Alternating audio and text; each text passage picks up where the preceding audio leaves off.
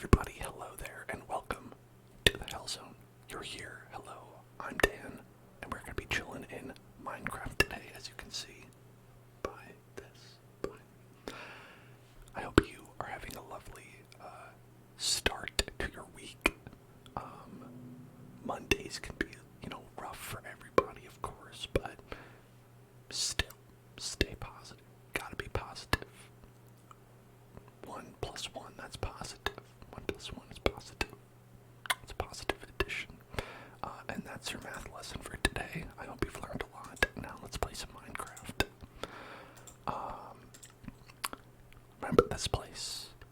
The wild, woolly world of Super Mario 64. We were here, we were building Peach's Castle, if you recall. Building Peach's Castle. I think it came out pretty well. It's hell outside, but wonderful inside. Look at that. We've got the outside of Peach's Castle. Got a toad right there.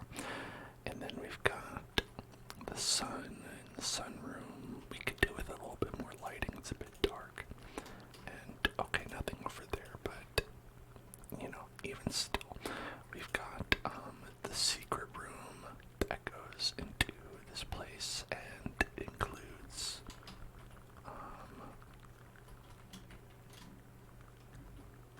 the secret slide.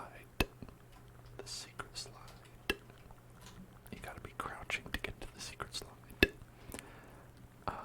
And we have a bunch of the other rooms as well. A bunch of the other rooms. Listen, hey, pay attention. We have a bunch of the other rooms. Look at me right now. Hey, pay attention. Hey, get tingles. Get tingles right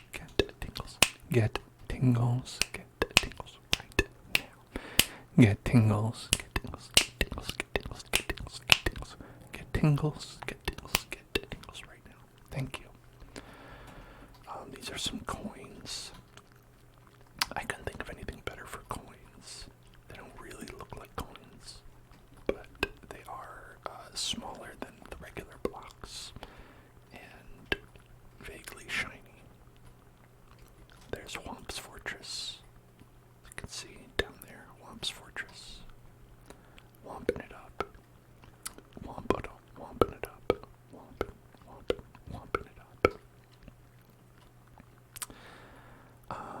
I wonder, here, let's try some,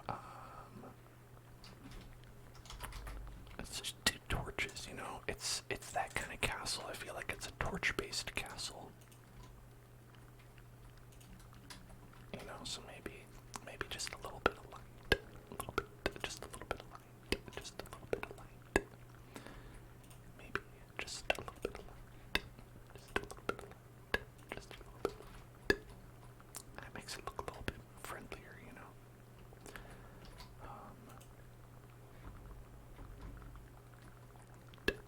although we were going with these little steaks. Delicious steaks.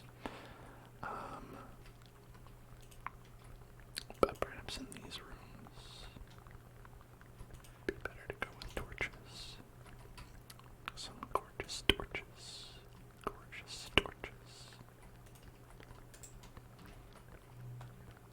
And plus, it also adds to the fiery aesthetic right there. This is the Jolly Roger Bay or whatever. Jolly Roger Bay. I don't know why I thought I didn't get that right. Again, because I'm thinking Banjo-Kazooie. There's what did they have in that one? They had like Jolly Roger Klotz. I think is what it was. Big fans of Doug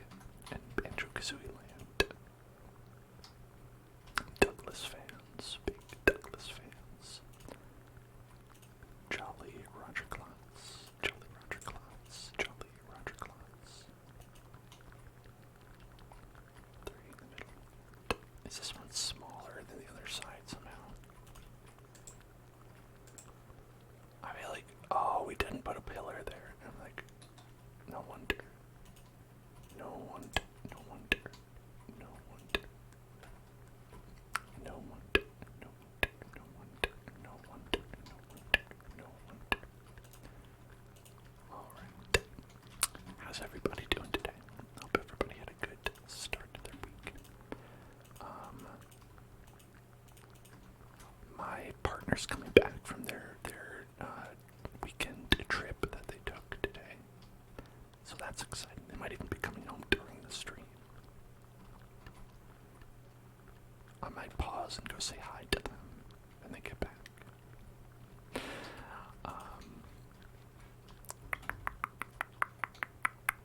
Who knows when that'll happen? This is coming from LAX, Los Angeles, which is Spanish for a bad airport. Spanish for the bad airport. How do I not know what category torches are in? You'd think I'd figure that out. Okay, put that there. And right there. And right there. Yep, there we go. Let's put some right here as well. Okay, a little bit more lit up.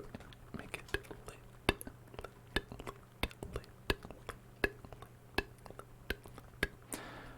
The problem as I see it is that these don't provide light all the way down, and in my mind is a very brightly lit place. Very brightly lit foyer, you might call it. Let's put it there.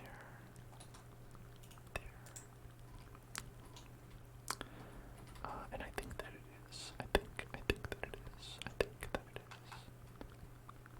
It's just hard to make something brightly lit in Minecraft. Probably because we're in the nether. It's probably not Minecraft's fault. I'm not gonna weigh that on Minecraft.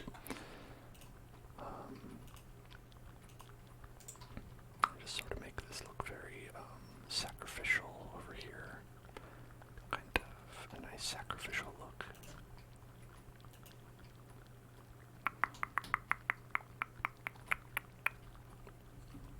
Maybe I should do that a bit more. Put these on instead of like that, right? You could put some of these around. We don't need to have that. It bothers me that it's not 100% symmetrical, but, you know, what am I gonna do?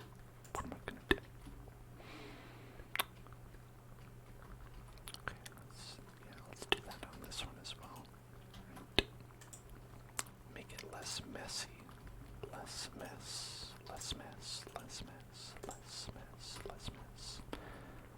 We'll put one like 1, 2, 3, 4, 5, 6, 7, 8, 9, 10, 11, 12, 13, 14. So like 2, 3, 4, 5, 6, 7, 8, like there. Like right there. And I'll put one on the other side of the same spot.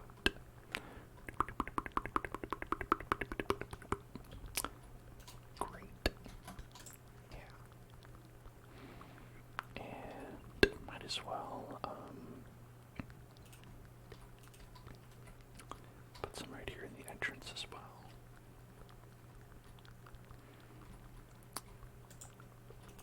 And we can't have these be the only torches in there. Yeah, that's a little bit better, I think.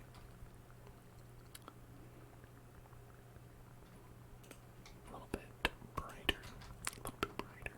A little bit brighter. A little bit brighter.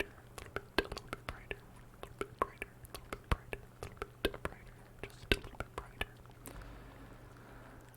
Now, the other thing that we have yet to do here is any kind of like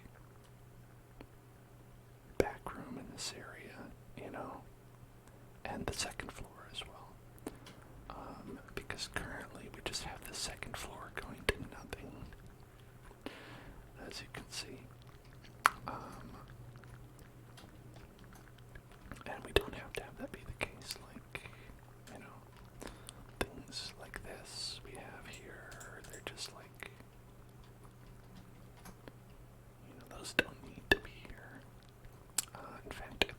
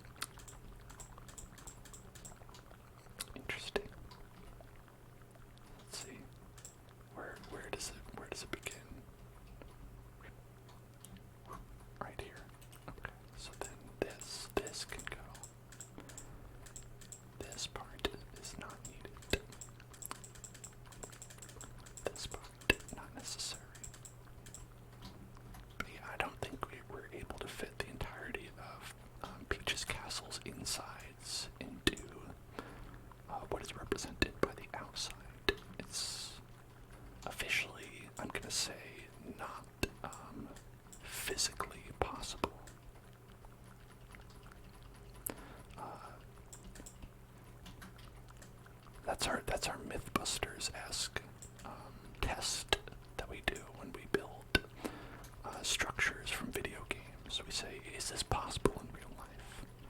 This one, I'm gonna say officially, no. It fails the reality geometry test. I know what that's like. I don't think I ever failed a geometry test, but you get what I'm saying. You get it. You get it.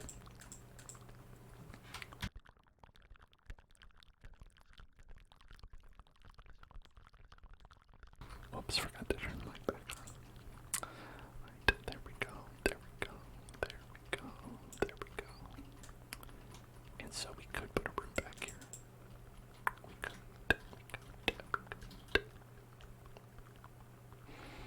I don't know, would you say that that's something we want to do, or do we want to get started building something else? A new thing. A new thing.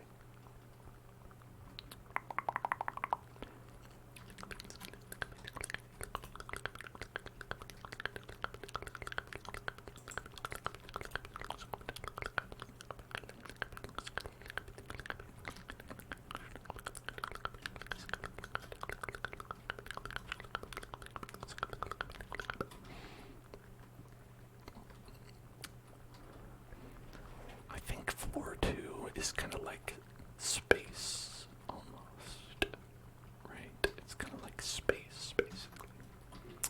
So it's like the side is very like,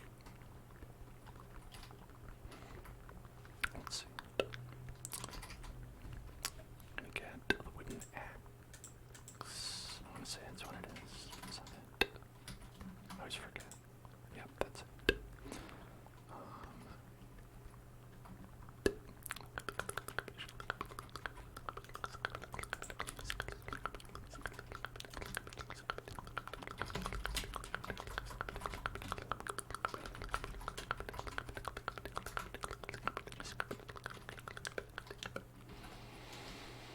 So it'd be something like this, something like this, right? Hey, pay attention, pay attention, pay attention. It's time to get tingles, time to get tingles, time to get tingles, get tingles, get tingles, get tingles, get tingles, get tingles right now, get tingles, get tingles, get tingles right now. Thank you. Okay, so we are going to pop this one right over here. Right, and then do the same thing. Then have that come out here. Yeah, like this. One, then two, then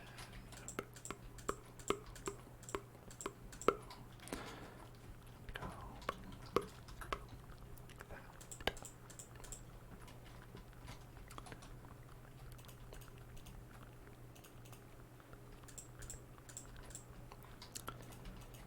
So it'll be just like this, right? So you go through, and then it's like, oh, here you are in the space dome.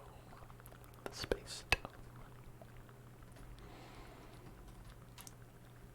Come and take a space ride with the cowboys. Aye, aye, aye, yippee, aye, yo, aye, aye, aye, yippee, aye, yay. As I say. And then we would add like some sea lanterns to make it twinkle twinkle. I mean, or we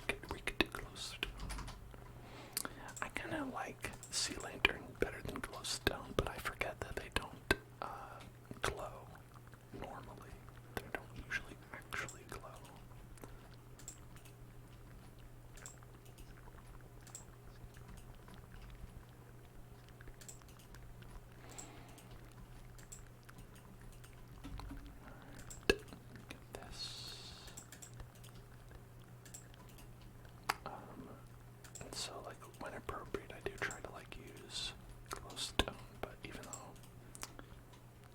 it does look a little bit like, it looks a little bit like it's like hot magma, you know?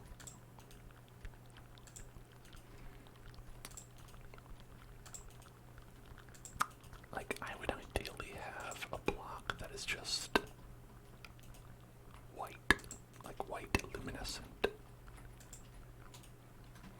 I feel like that would look pretty nice. That would look pretty nice, pretty nice, pretty nice. Alright, let's get one right there. Let's get one right there. Then some on the top. It's like you're in Space Mountain. Y'all like Space Mountain? I feel like as the years have gone on, Space Mountain has been a lot less interesting. Like, Space Mountain is like something you go on for like the novelty of, oh, you know, it's that ride from Disneyland that people know, Space Mountain. It's not like it's actually like a good roller coaster, you know. Maybe you could say that about a lot of the things that Disney does. Is that they're coasting a lot on their reputation and people's nostalgia and memory for things, rather than the actual quality of the products.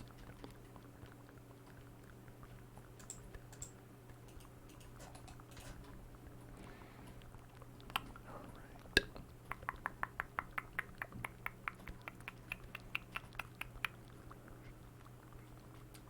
So there's our space room. The space room. The space room. The space of the room. The space of the room. The space of the room. The space. The space. The space.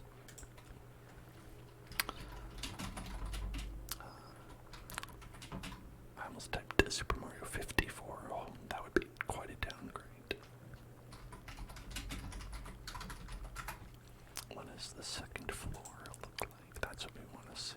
We want to see precisely what the second floor looks like.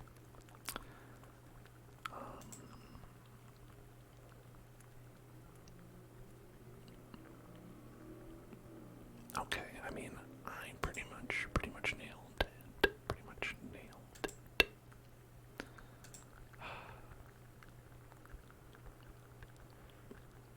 That's such a bad picture, though. Can't find a better picture for some reason.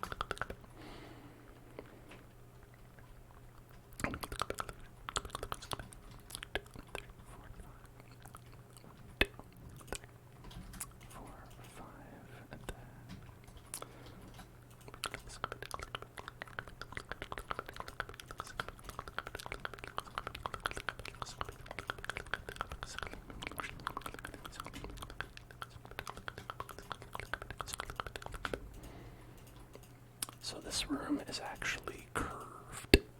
In the back it's a semicircle, which is challenging given this very, very small space that we've chosen to work with here. But I can make it work.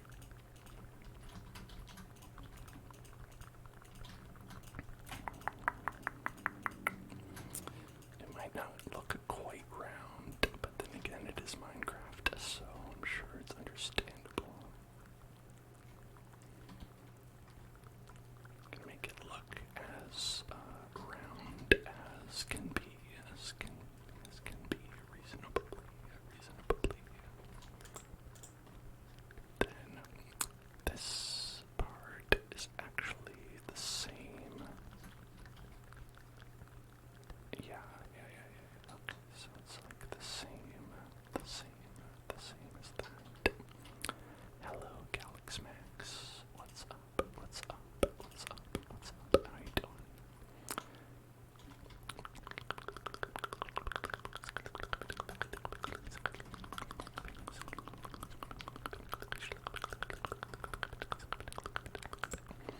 You're playing Minecraft alongside me on the second monitor. Nice. Are you doing creative mode as well?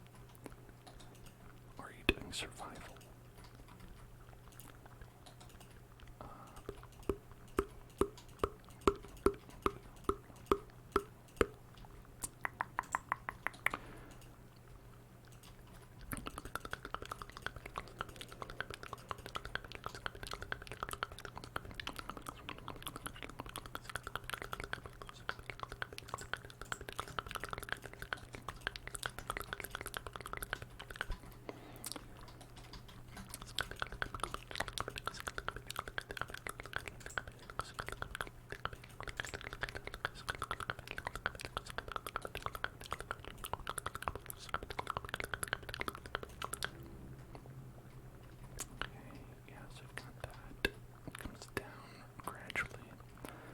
Survival. You're trying to redo your garden and where you put your animals. That is very interesting. So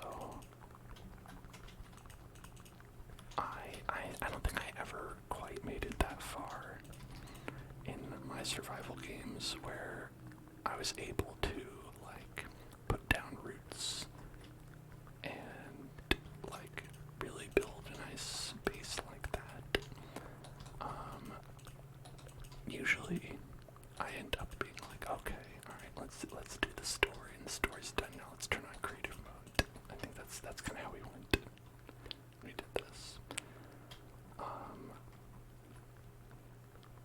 But I think it can be very rewarding to do it legit, you know, if you can do it legit.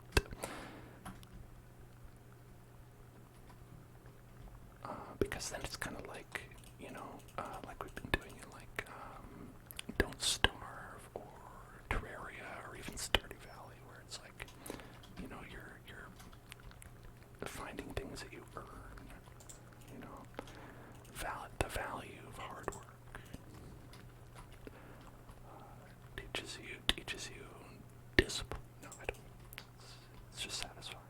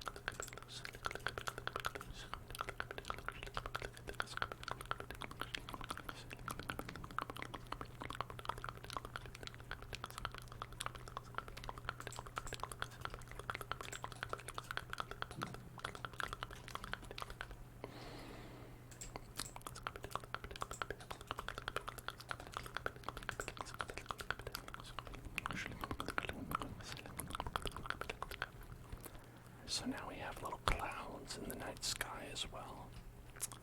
And you can see that the stars are above the cloud level.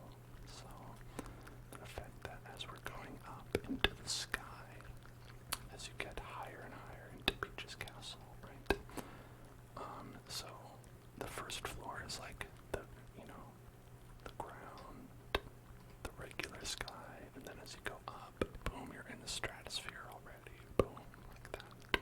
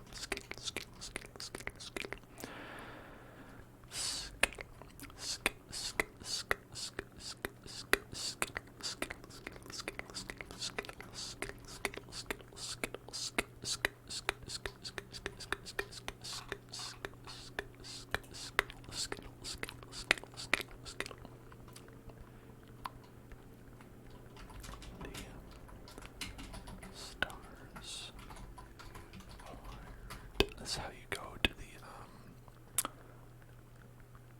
finale. The finale, the finale, the finale.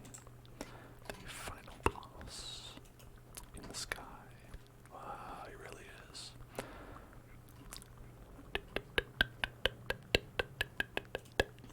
Skittle, skittle, skittle, skittle, skittle, skittle, skittle, skittle,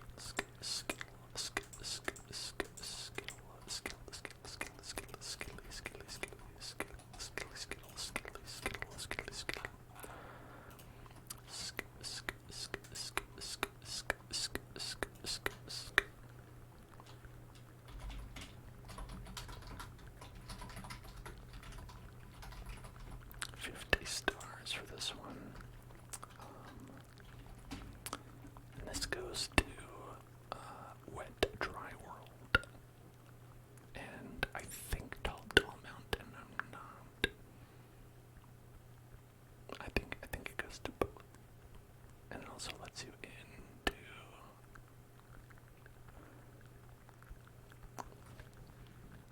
I'm a little confused as to the design, but I think it also lets you into Snowman Land.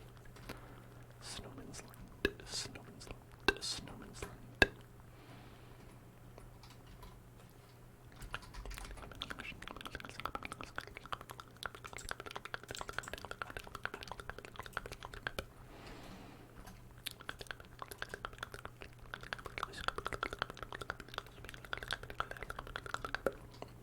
Maybe we'll have to play through this game sometime on the channel.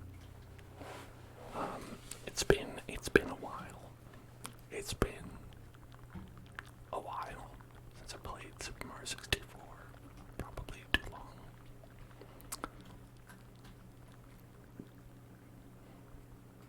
Oh. And I think this is how it works.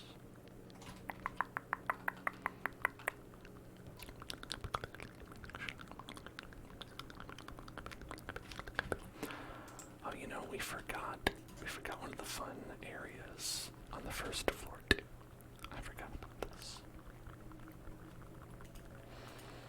Forgot that we have this door here. This door here. Oh.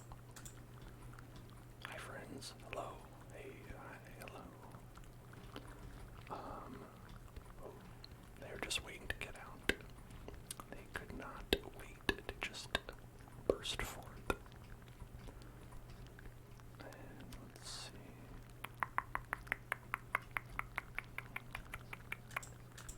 I think we can have it come out right here.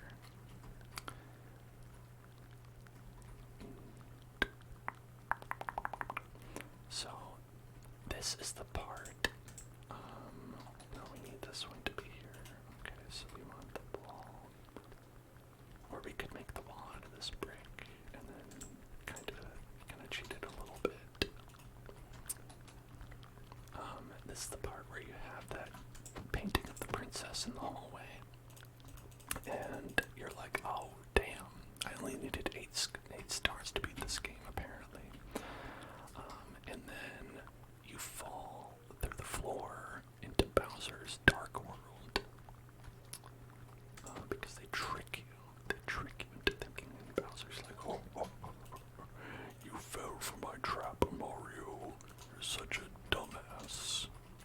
And I was like, it's very bold of them to use that kind of language in this game, but, you know, they know.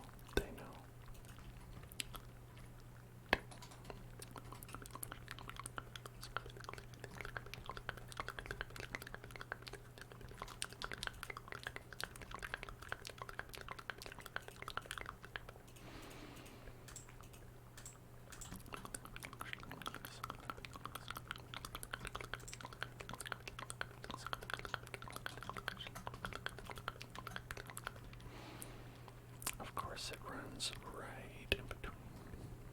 Right in between. Right in between. Right in between.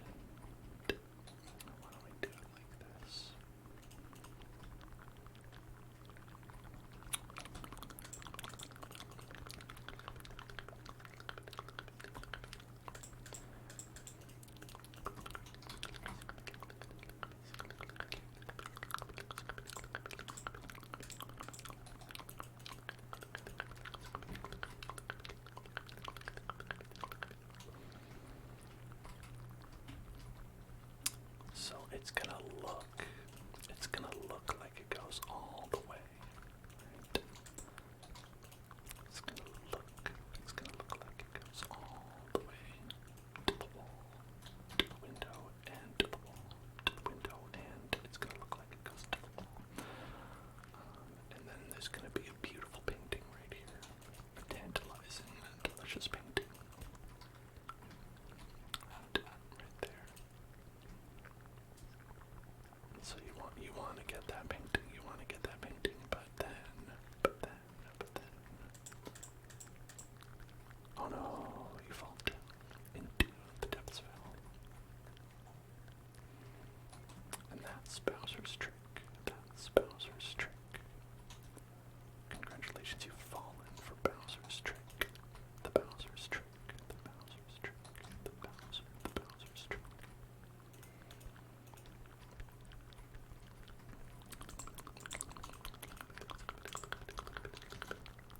Oh, we need that. Okay.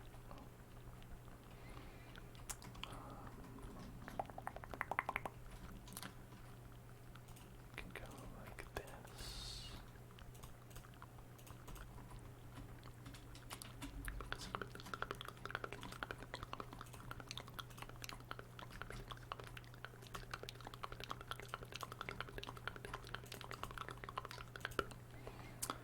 The music in Bowser's Castle is pretty good in this game.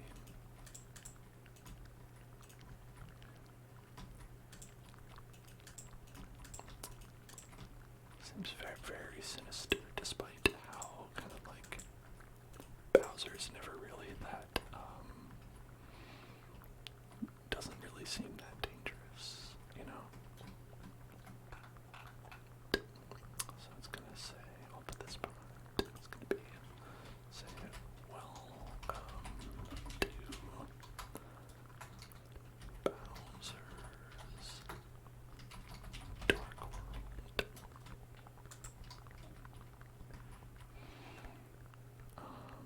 And then I don't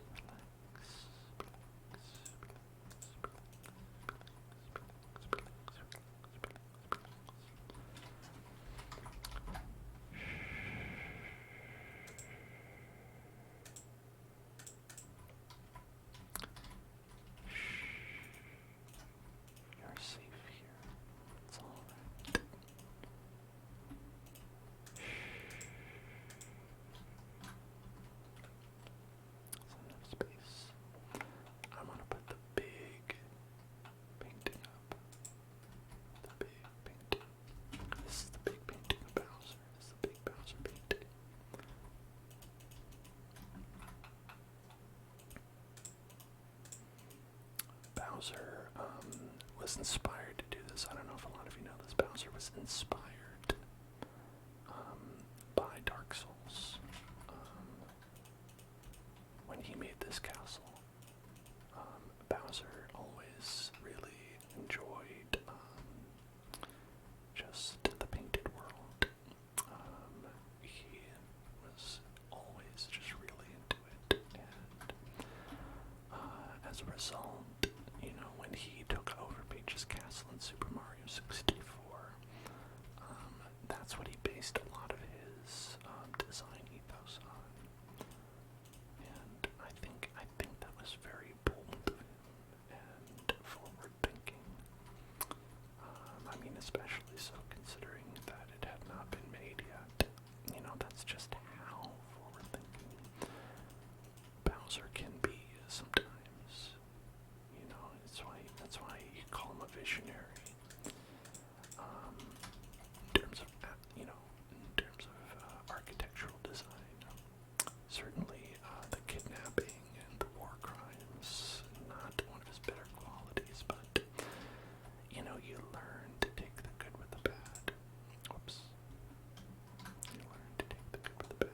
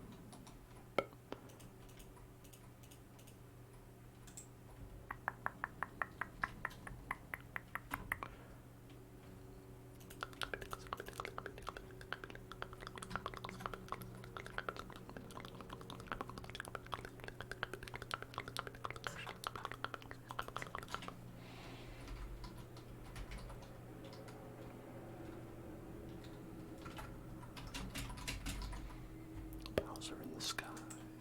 Bowser in the sky. What? Let's go.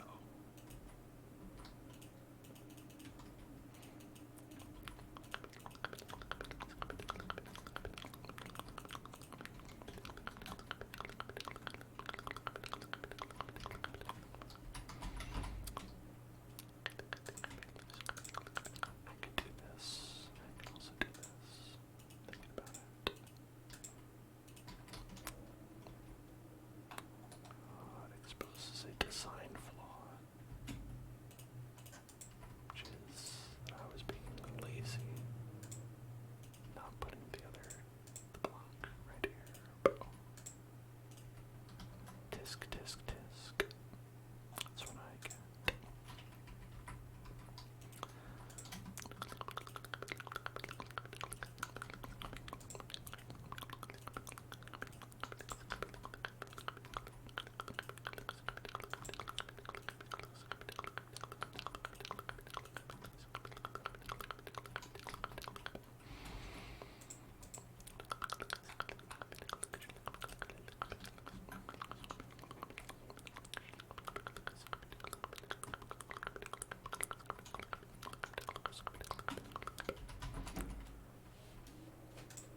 And just to add a little bit more detail, put it right up there like this.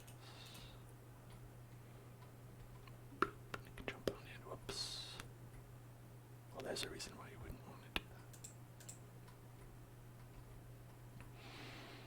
I forgot about that.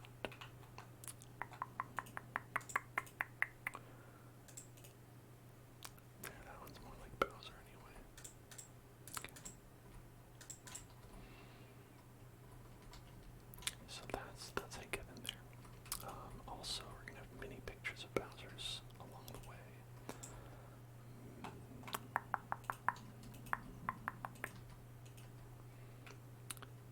Okay.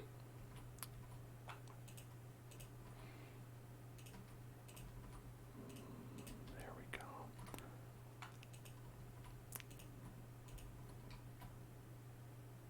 It's like a painting of a window.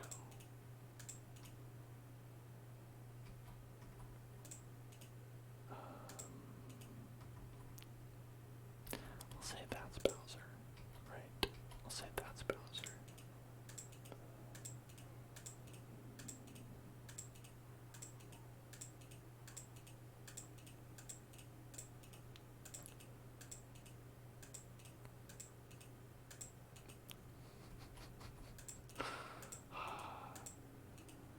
I wish they'd rotate instead of it just being random. I don't know.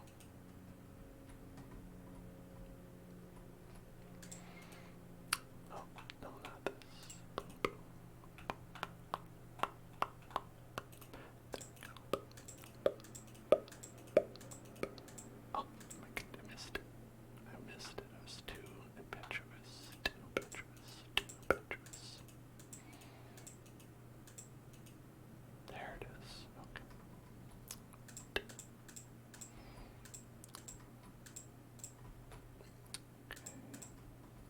Is it on both sides, perhaps? I'm gonna just put it on one side, though. It's fine. You want to get in there? You're welcome to. Bye.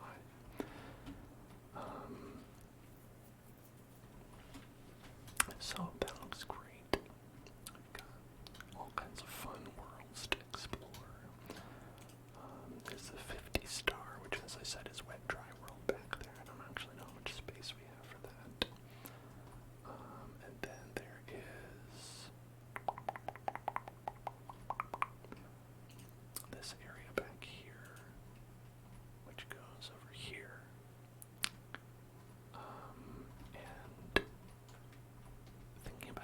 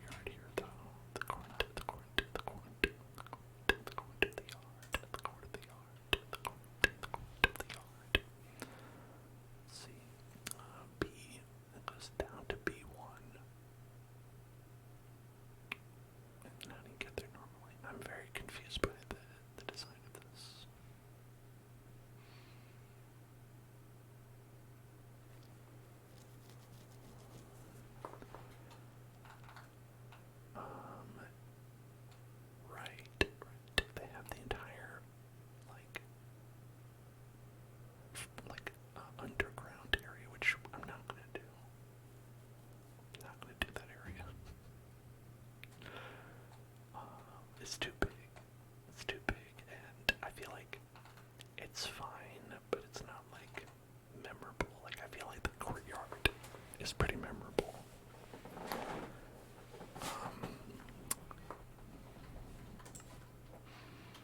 At least for me, anyway. You know, when I think about Princess Peach's castle, that courtyard in the back,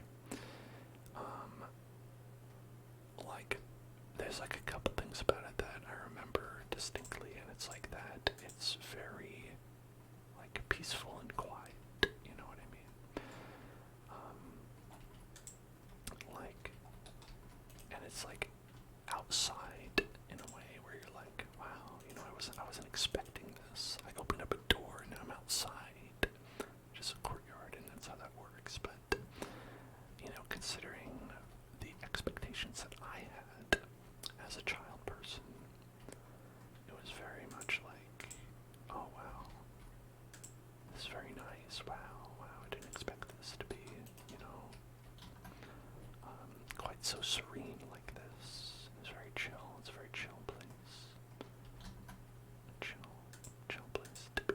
Chill place. It's a chill place. And this egg gets chiller.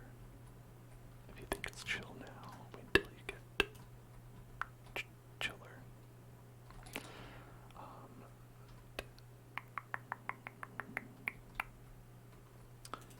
Is this? Yeah, we need that.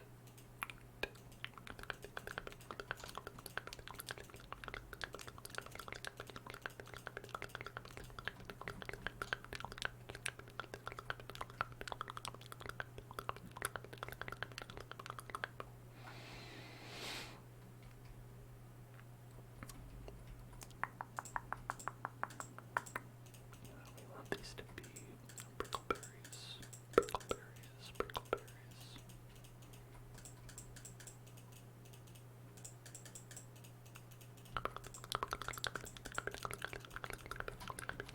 It's probably a good time to do this. Let's say these are bricks.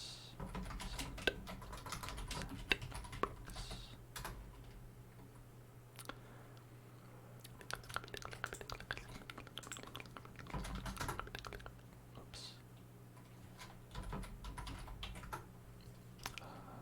One, two. Yeah, there, that's better. One. Oh god, hello. I didn't realize that was a cast at first. It just, all I saw was just some wiggling legs. And I was like, are the blocks themselves moving?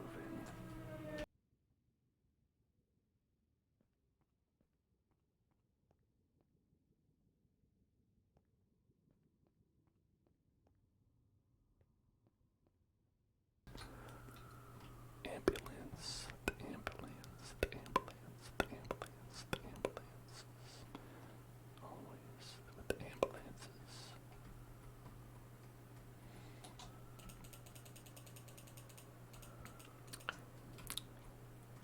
That is a little bit better. Like that.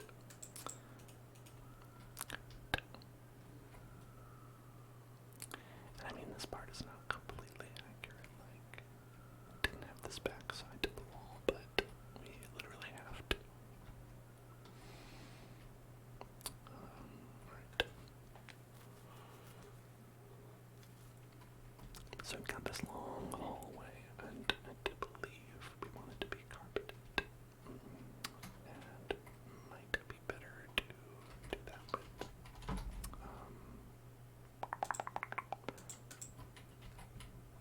Let's see, what was our carpet before? It was this block. Red wool. Now I have a question, perhaps a reasonable question here in the nether.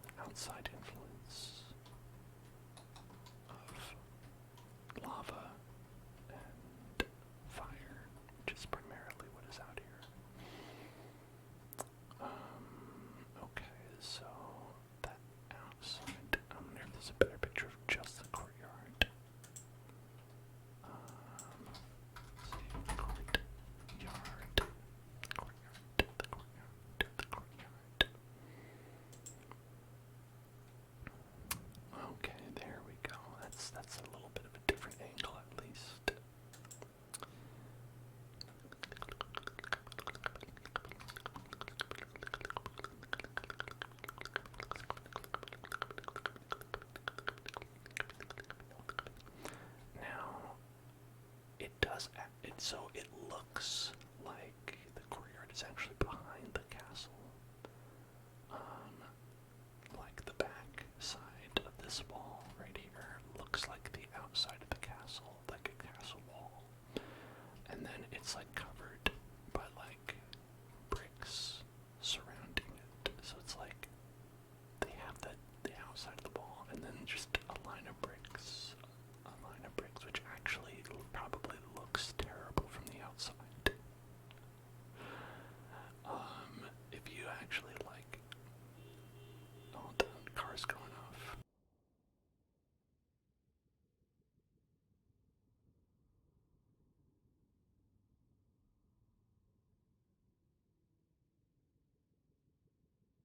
All done. Wow. It's been a couple streams since we had to deal with that boy. That car boy. But yeah, so we have a couple of, oops, oh, partner just landed. I'm gonna say welcome.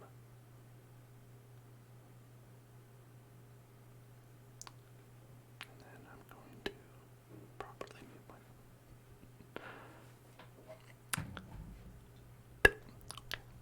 Alright. Now, okay, yeah, so it looks like not only is it a brick wall, but it's also like a brick that goes directly into the hill outside. It's very interesting. There's a lot of details I did not know about Princess Peach's castle. I always thought this was like a courtyard inside of the castle. So they're saying that this part actually goes so far that it goes like beyond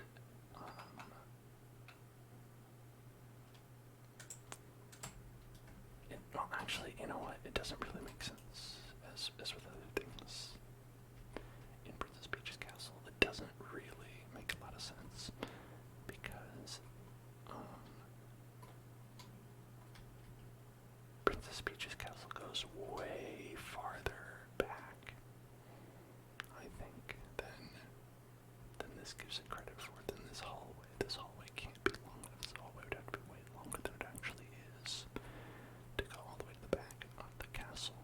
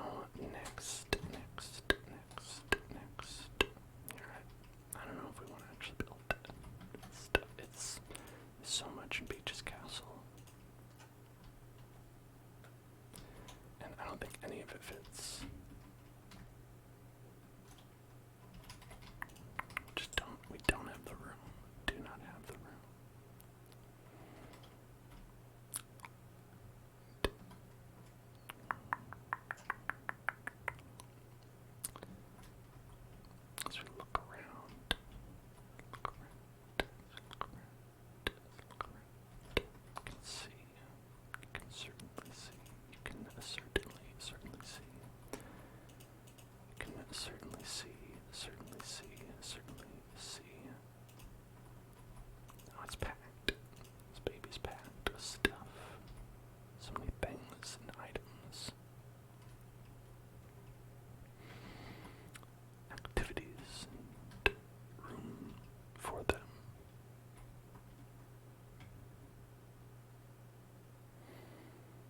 Okay.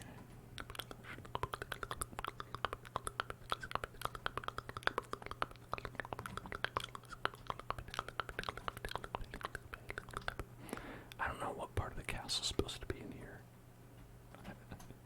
But maybe it's where the second floor is supposed to be.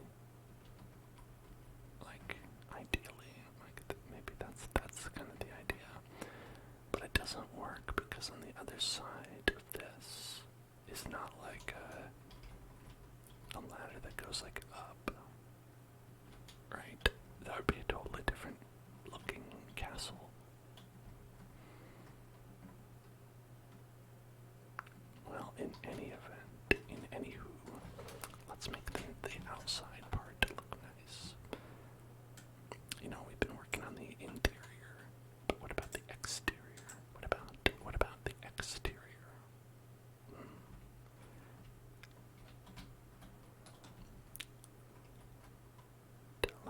Let's give a care. Let's give a care, why don't we?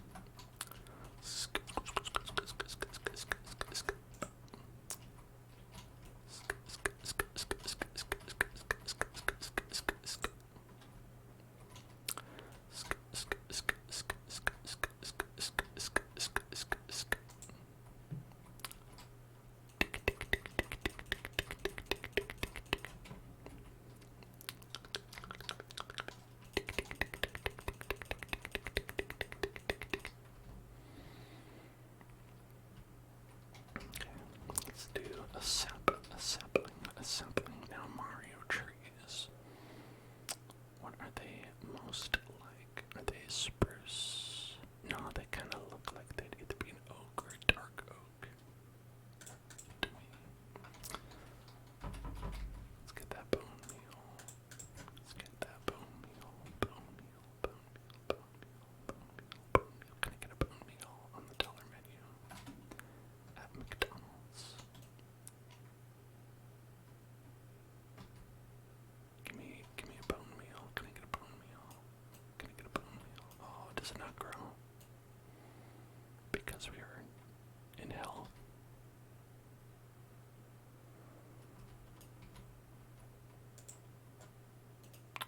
Whoops.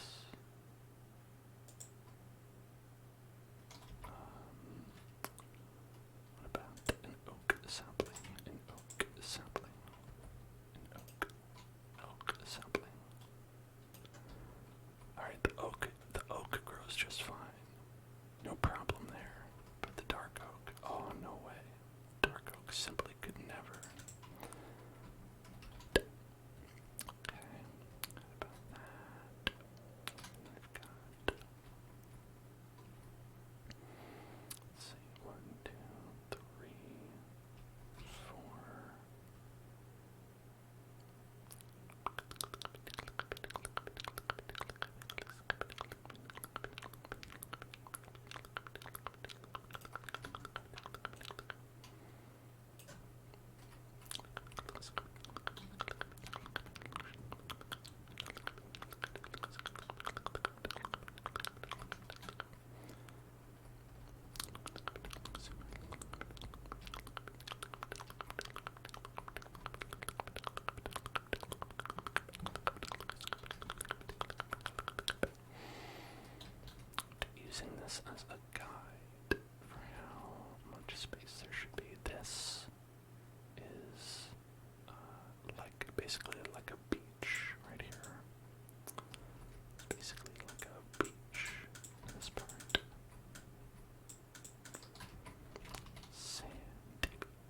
A sandy beach, a sandy beach, a sandy beach, a sandy beach, a sandy beach.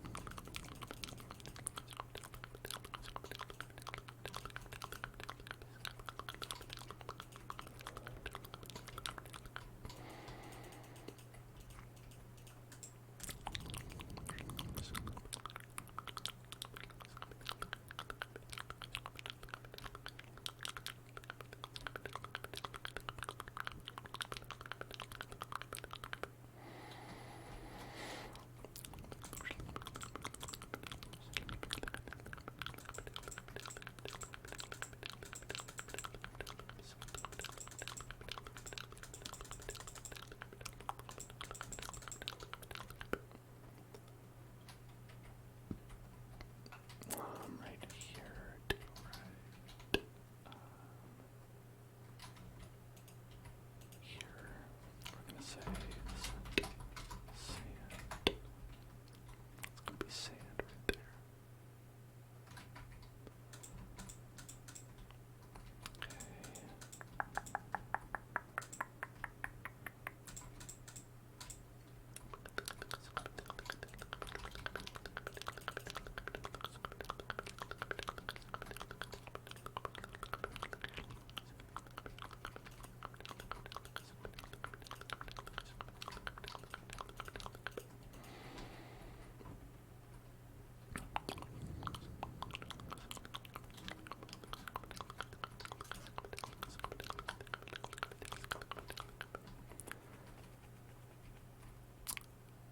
And then we want some more trees, some more trees, some more trees. One, two, three, four. 1, 2, 3, 4, 5, maybe. Go right there. Then 1, 2, 3, 4, 5.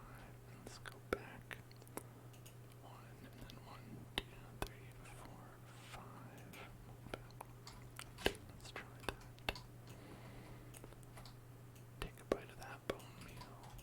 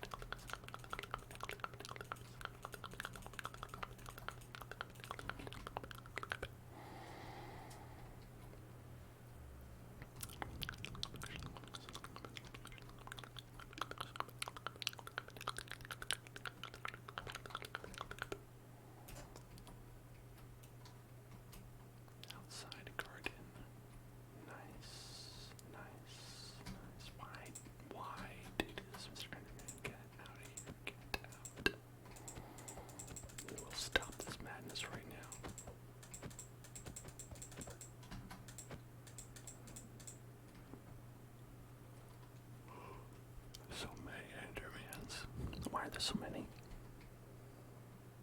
Are we in like that forest type area? I remember that there's like a foresty biome that they kind of like spawn in the nether, that is. Not just in the forest in general. That would be useful.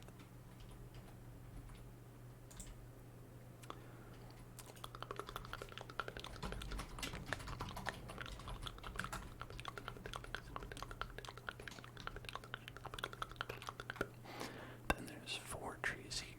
4 trees, 4 trees. Legend of Zelda, 4 trees adventure. And we're gonna put those trees, one right here. We're gonna put one right, 2, 3, 4, 5. Put one right there. 2, 3, 4, 5. 2,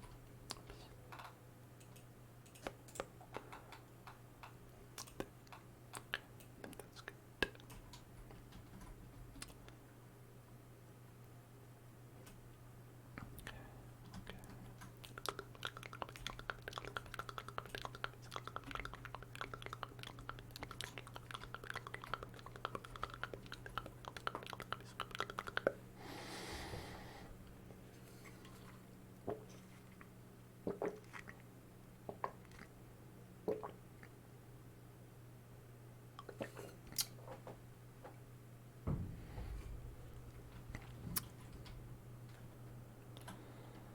And then here, this area is like curves around, and it's where Mario starts. Mario starts over there.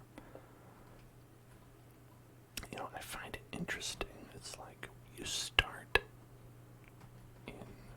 Here, we'll show you as we make it here. And so, I'm gonna go right to here, and we're gonna make this a dirt path. Dirty path. I'm gonna go one right here, boom, and then we're gonna go right over here. Okay.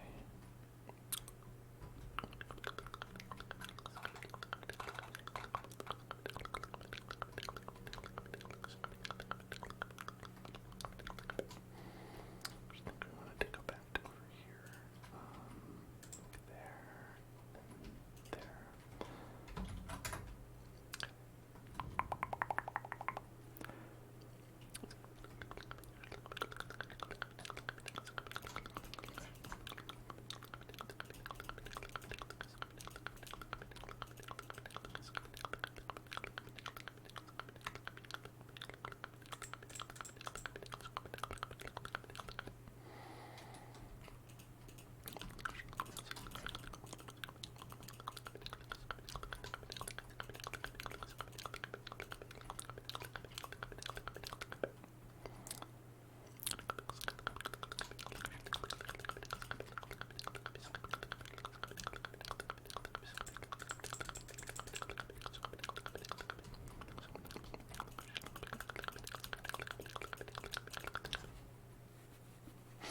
So anyway, what I was saying is Mario starts right over here, having a merry old time, as he is wont to do.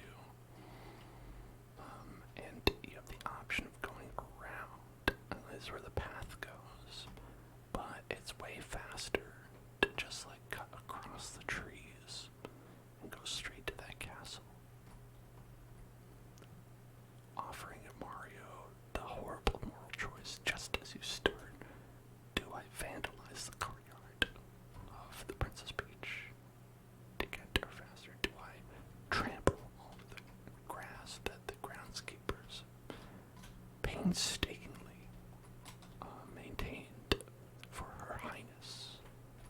Or do I follow the garden path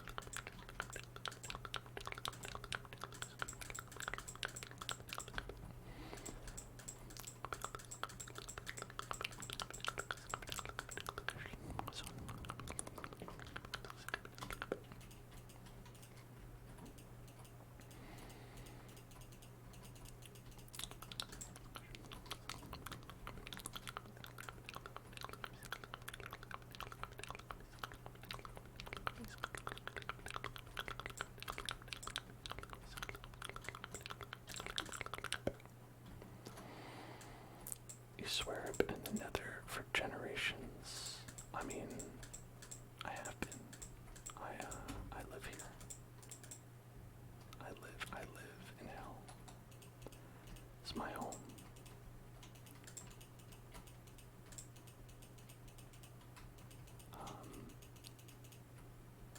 Not just any kind of generations. These are sonic generations. And so it's even worse.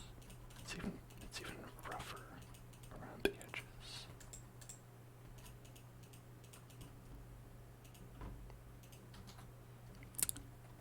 And if y'all looking forward to that one, the Sonic Generations,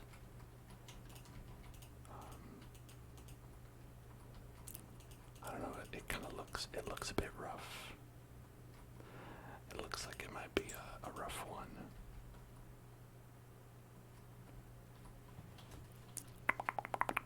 Okay, this hill part actually goes up. This hill part goes up. Goes up into the sky. Well, at least slightly up, slightly upwards, slightly upwards.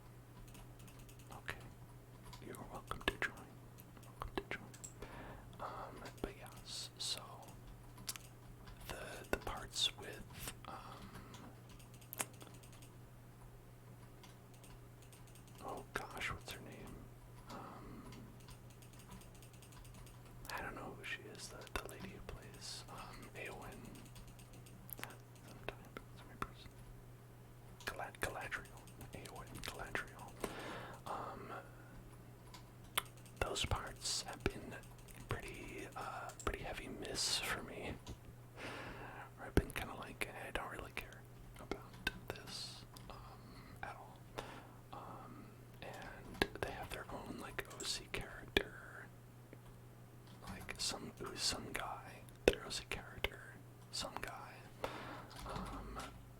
And I'm like, why not make them a cool guy, right? Why not make them a cool guy?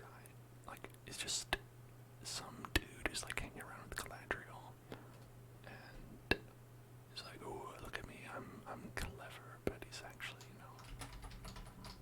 not that clever. You can't connect on Bedrock. Interesting. Are you using the right port? There are instructions, and it does require a different port than the one for this version. That is primarily been the wrong port. Okay, that's probably port. That's port of the problem. That's definitely port of the problem. But yeah, so the part that I would say I am interested in the Lord of the Rings show is they have the part with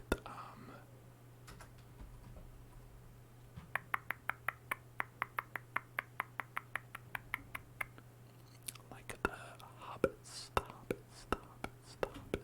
Oh, I gotta update. Okay, I'll try to update by next time. Sorry. I'll do an old update. I haven't updated in a little bit.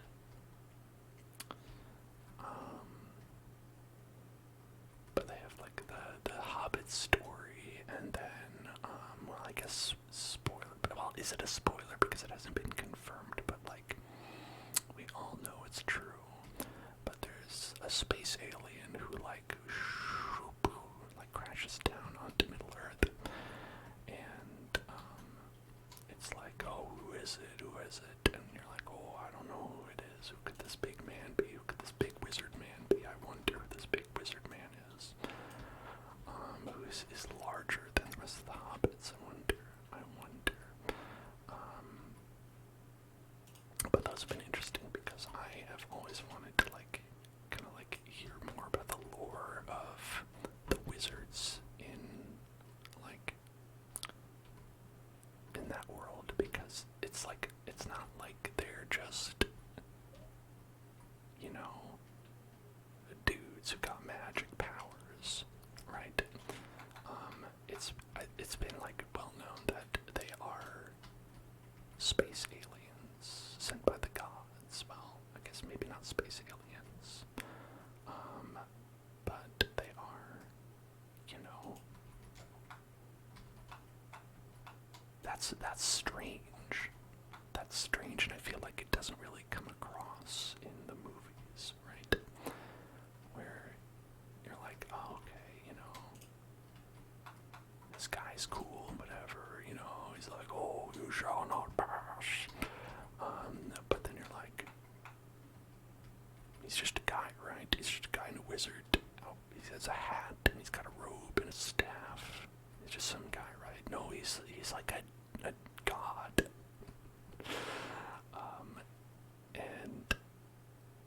And then they're like showing you kind of like what it was like when he came to Earth, right? Okay, I mean, I basically have totally spoiled. It's Gandalf. He's definitely Gandalf. That's the thing.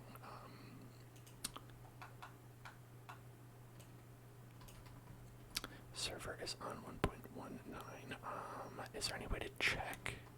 Can I check if I go like, is that F1? No.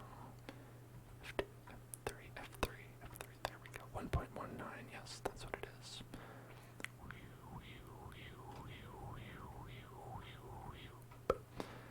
Okay, I saved several screenshots of that. For, purposes, important purposes. You upgraded to an RX 6800 XT. I don't even know if I know what that is. Is that like a super new one? A super new one, a super new one, a super new one.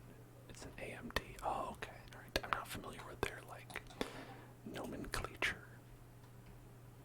for their model numbers. assume that is one of the latest ones.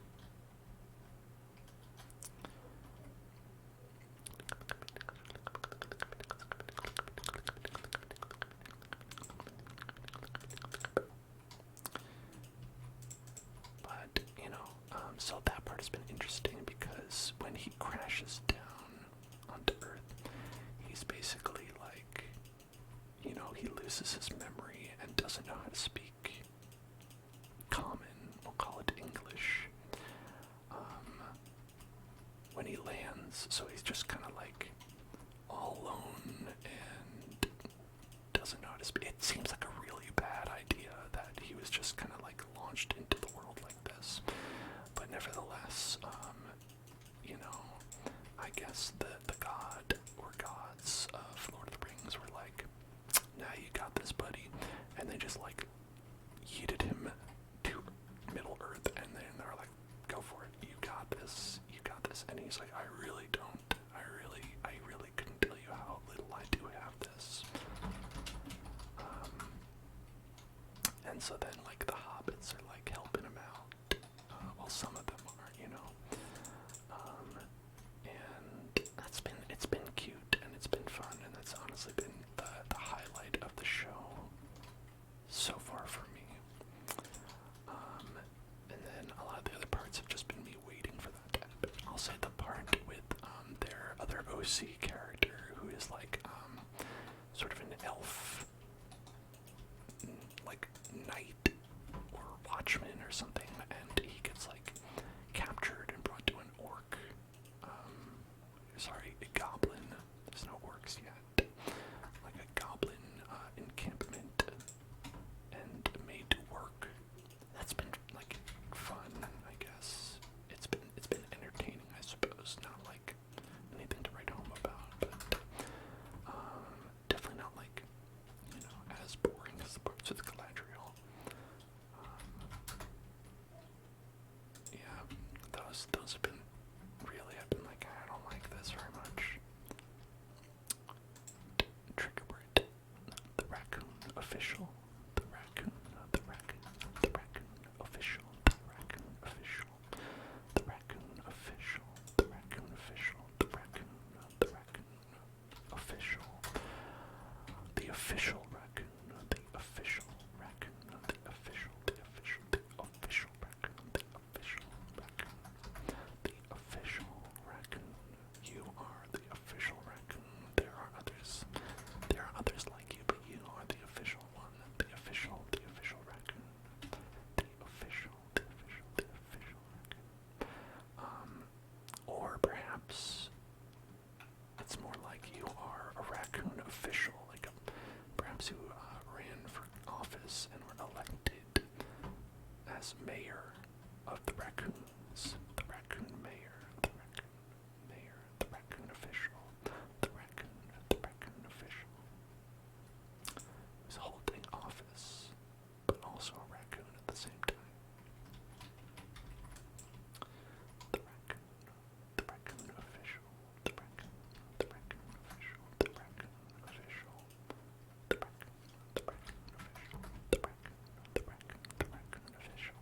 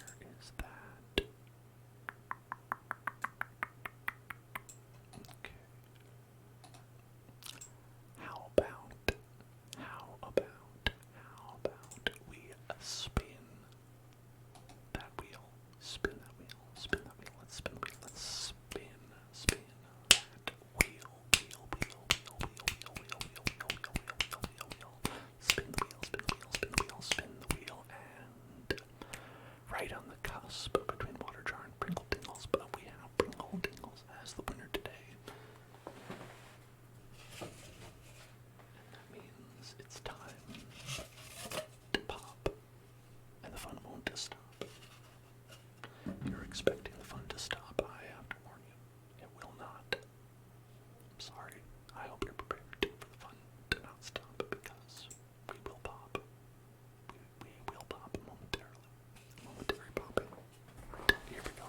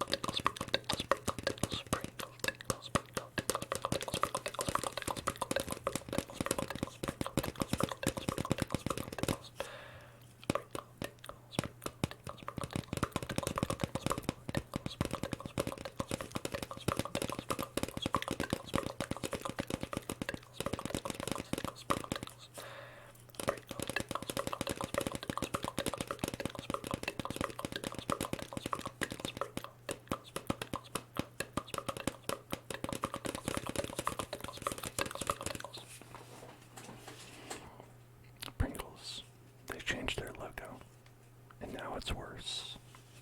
That's their motto. That's the Pringles motto.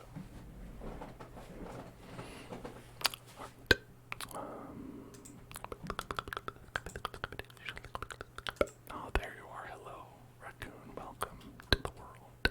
Welcome to the road. Let me bring this back up where we had. Yeah, there it is. Okay. The outside goes around this corner right here. We have 1, 2, 3, 4, so like that. And then basically we have kind of like a diagonal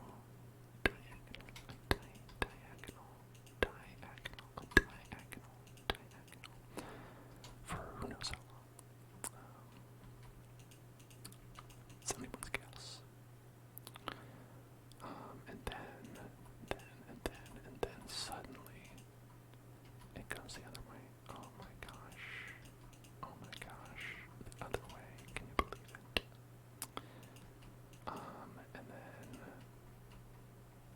whoops. Maybe. Okay. Maybe this is how we know how long it is, because it is about. Let's see, how far did we go on this side? We had land to be about 2, 3, 4, 5, 6, 7 away from the castle. So let's do that on this side actually. Land is going to be 1, 2, 3, 4, 5, 6, 7 away. So at its closest, we'll have it be like this.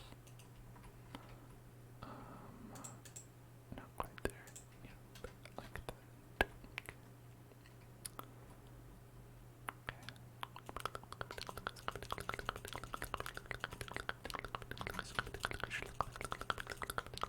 Oops. Whoops. Your sodium didn't install properly. Oh my gosh. Well, listen, I don't know anything about being like dietary restrictions and stuff like that. But if you need an additional sodium intake, make sure you get that properly installed. Gotta have your sodium. Got to have your sodium. You've got to have your sodium. Iodine, I believe, is a necessary nutrient. That is at least what the salt tells me, but they wouldn't they? They would say that. Okay, so sodium mod is a mod for Minecraft that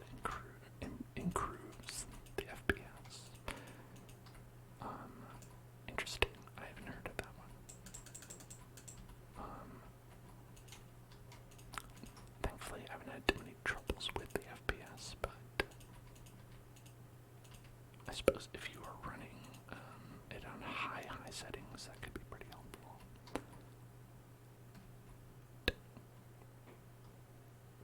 Okay. Let's click this right there.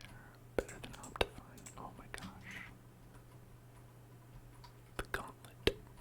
The gauntlet has been thrown. The gauntlet has been thrown. I think you all at home don't benefit from any more than 30 for any of my streams because I believe my streaming is capped at 30, at least at this bit rate. So I generally don't bother having anything more than that. I like 60 for me. And usually you get 60. I think we've got plenty here. We've got, let's see, somewhere, it should say somewhere on here how many frames we have. Somewhere on here. If you could, is it, okay, this position, is that one? Oh, right, it's right there, yep. We've got 82, 61, 83, alright, something around there, around 60. Got around 80 to 60, somewhere around there. And that's generally fine for me. My monitor doesn't display past 60, I don't think. So I think any more is like kind of wasted because I think when it comes to things like that, your monitor refresh rate tends to be like the thing that will prevent you from seeing like 5 million frames per second if you wanted to. Here's this 165 hertz. Wow. Hertz donut. Hertz donut. Hertz donut. Hertz donut. That's a regular Hertz donut. Yeah, I haven't watched a lot of high frame rate stuff on like people's like high frame rate video devices. And part of it is like, if I never know, then I never have to feel like I'm missing out. You know, if I never experience anything better, like where I'm like, oh yeah, okay, there's clearly a better experience here, then I never have to be like, maybe I should spend a bunch of money on this newfangled fancy monitor, can get me to 400 FPS.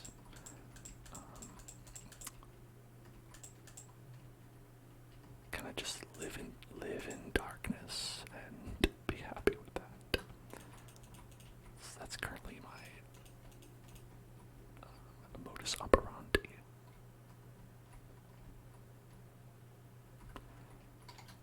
Okay, so then for this part, let's go down here and let's just go.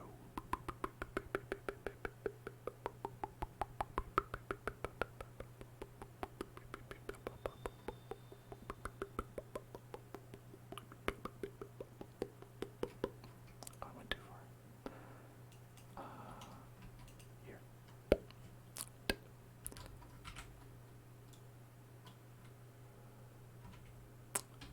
Hello, Abraham Lincoln. Lovely to see you. Hold on. Set dirt path is what I meant. Dirt path. Boom. Oh wait, the echoed mouse sounds is sold out. Here, I'll just turn them on. I don't know why that is the case. There you go. Boom.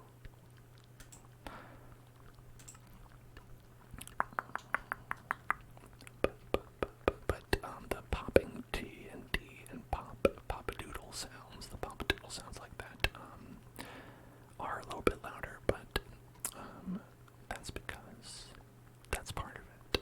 That's part of the ASMR. It's part of it. We get little popping papas.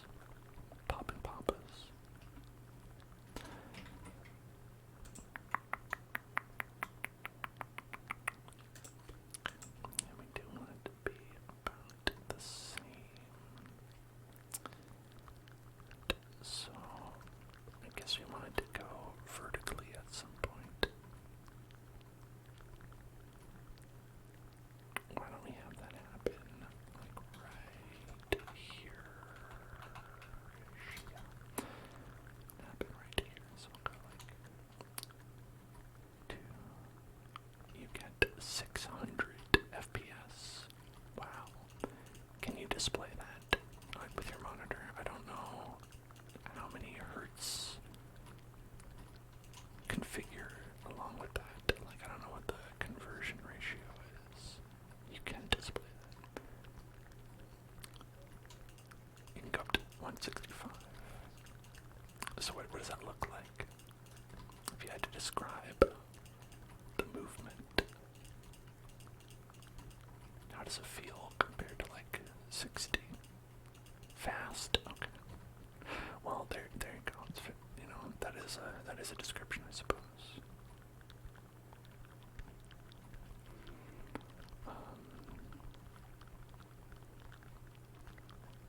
Smooth and fast. That's usually how I describe 60, but I guess just more, right? It would be more so.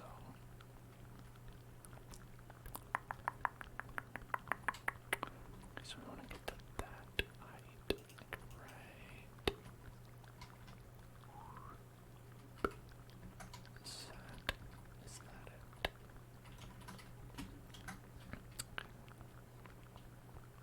And ray tracing.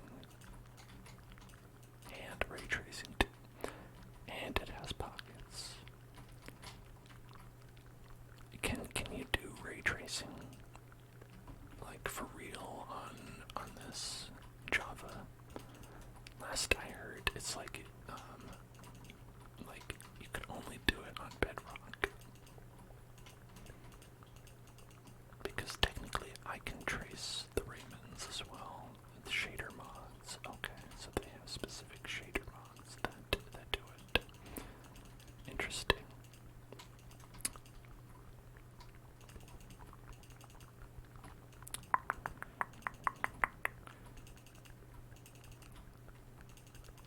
Abraham Lincoln says that anything above around 90 becomes unnoticeable nearly, because it's starting to reach faster speeds than your eyes can pick up. Yeah, I think about that, and it's like I'm not entirely sure what the maximum speed of an eyeball is. You know, I know that like people thought it was 24 for like a long time. People thought it was 24, which is why that's what film is set as. But I don't actually know what the scientific cap is, you know. And I assume there is one, right? There have to be things that are faster than we can see, because there are things like optical illusions where it's like you can see something as movement, right? Like if you look at like a wheel spinning, right? That's a perfect example. Like a wheel spinning will spin so fast that you won't be able to distinguish every single like frame, right? And it'll like blur. And so there must be a limit, but I don't know what that number is, because real life doesn't have a number, right? Real life is just playing in the maximum FPS possible. And that's just light, you know. So I don't know exactly what it is, but there must be one, and it is higher than we first thought, which was 24. I don't know why people thought it was 24. Maybe they just hit 24 and they're like, you know what, this is good enough. Let's keep it like this. But yeah, so then like, cause like when, you know, video games came around, they were like 30, and like that was okay, and then they were like, what about 60? And then people were like, oh wait, that's better actually. A lot of people say 90. Yeah, I wonder if like there will be like scientific studies that actually pinpoint the actual amount, right? Because there is a placebo effect at a certain point. Yeah, because like you said, it's like after a certain amount, you aren't going to see the difference. It's going to be like a placebo, and your brain is going to be looking at it, and it will just blur. Like to your eye, it will just be a blur. The movement, if it's going faster than that amount. And I'm sure it'll look very realistic.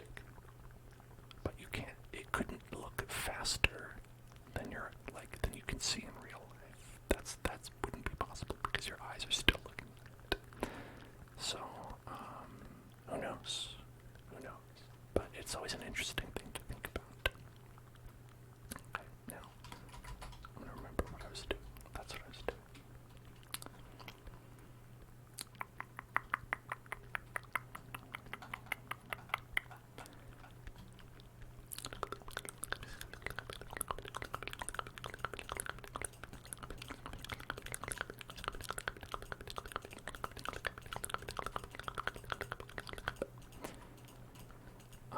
And I'm sure that is hard when actually doing experiments, right? To be like, oh, alright, can you distinguish this? Can you distinguish that? If it's up to something subjective like that, I think, probably there's a like imperative way to do it, like where you can just say like empirically, like you are or are not seeing this. But I don't know.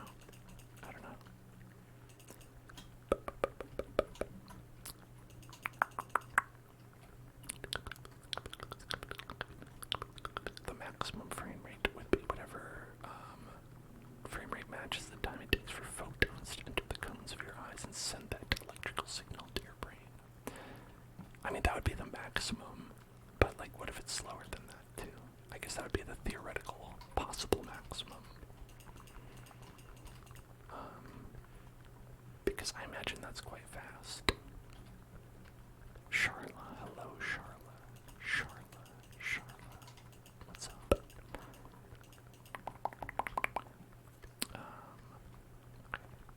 Got this. So this is all gonna be moat business.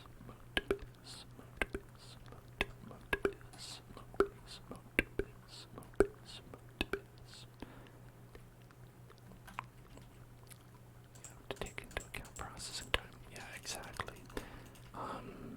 It's kind of like how people always are trying to do cloud gaming nowadays. Like that's kind of like the big buzzword thing. And they're always like, there's no lag on this one. We made it so there's no lag. And part of you always knows that they're lying because there has to be, because it's like the data is coming to you over the internet and you are sending the data back over the internet, so there is a lag time that is greater than you clicking a button on your mouse and telling your computer to do something.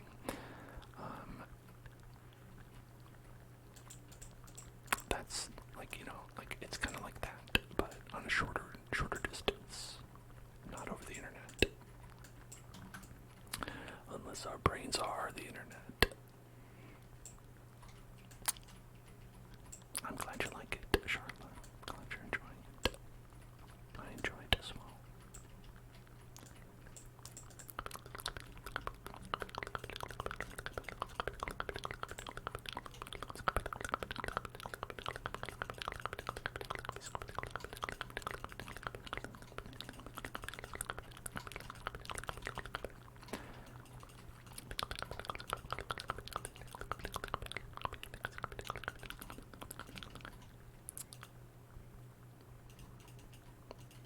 The internet is not real, it's just the server updating the cache in real time. Whoa. Mind blowing.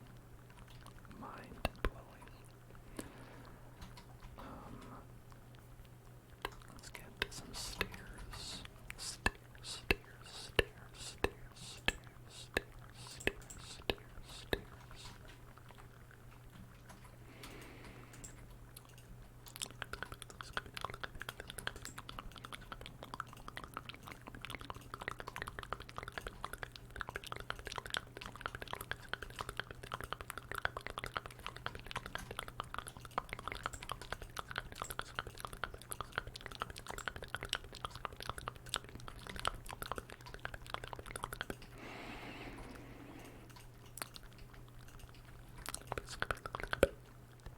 So we're making Princess Peach's castle from the Super Mario 64. Super Mario 64. Let's get a good view of it. we have the inside pretty much complete. There's always more things to do. Like, it's definitely not going to be like 100%, but as you can see, we've got quite a bit of all that good stuff.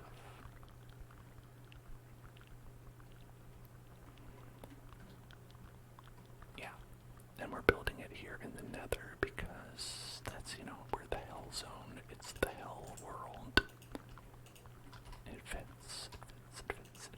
So the infinite staircase, we actually did not make it infinite, I know, but theoretically it's fine because it stops being infinite once you collect the keys and whatnot.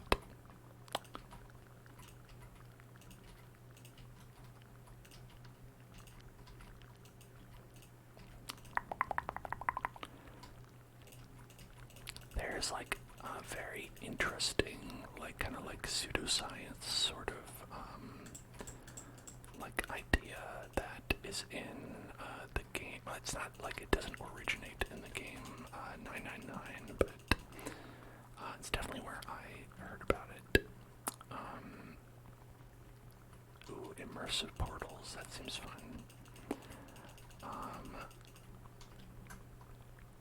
I kind of don't want to like necessitate people to have mods to get on the server, though. That can be like one thing that could, but I guess maybe it would work. I'm not sure. But so the idea is like, if you saw a computer for the first time, or someone saw a computer for the first time, and they saw a monitor, they might come to the conclusion that the monitor is where the computer stuff is happening. You know what I mean? You might look at a computer and you might see all the things happen when you click the mouse on the monitor, and you're like, that's where the computer is. It's right there. And so like you don't actually necessarily know that it's actually in the computer tower, right, wherever that is, right? Because, I mean, that is the case with like a laptop or a phone, like it's just right there. But, like for instance, I have a computer tower like over there, and my screen is over there. So it's like a different thing. But if you were to see a computer for the first time, you might not know that. But so you look and you see like things happening on this computer, and you assume that the thinking is happening in the monitor when really it's happening in the computer. And so like the idea was like, what if your brain works the same way, right? Because we don't know about some sort of like general computer that is actually processing our things that happen when we think, right?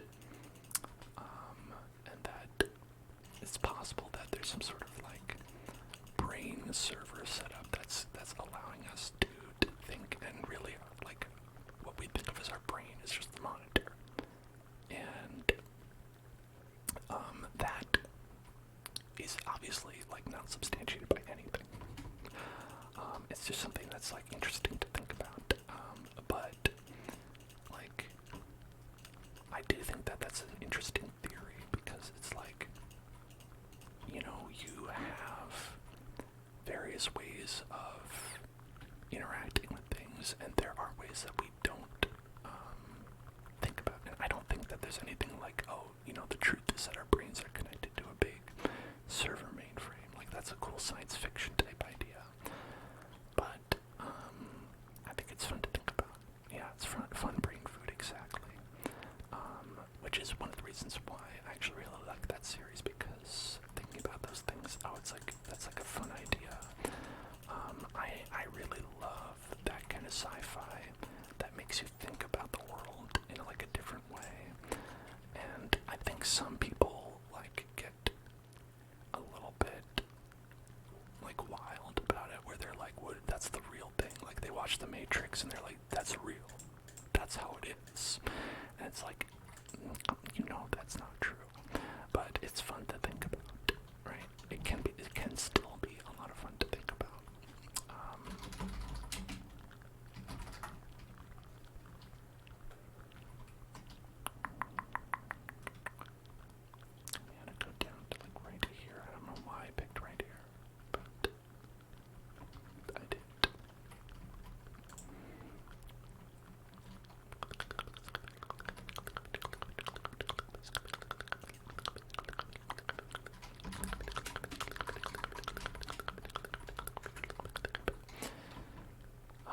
I know some people who like go really off the deep end about that sort of stuff, and I think like sometimes it's like good to remember when something is like fantasy and reality. But I think there's a lot to be gained from like fun storytelling, things like that. It allows you to kind of consider things from a different perspective. And then, as with all things, some people are not able to draw the line in the right place.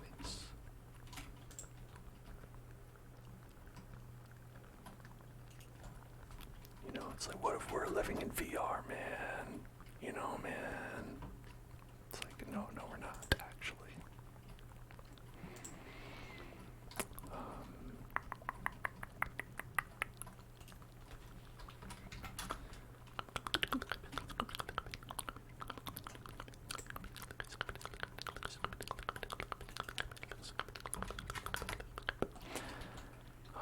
Yeah, if any of you have ever played the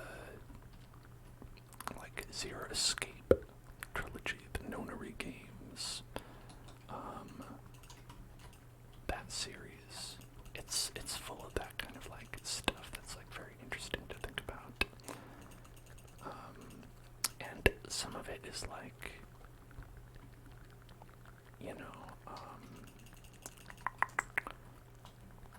like more valid than others, but I think all of it is like kind of like fun to hear about.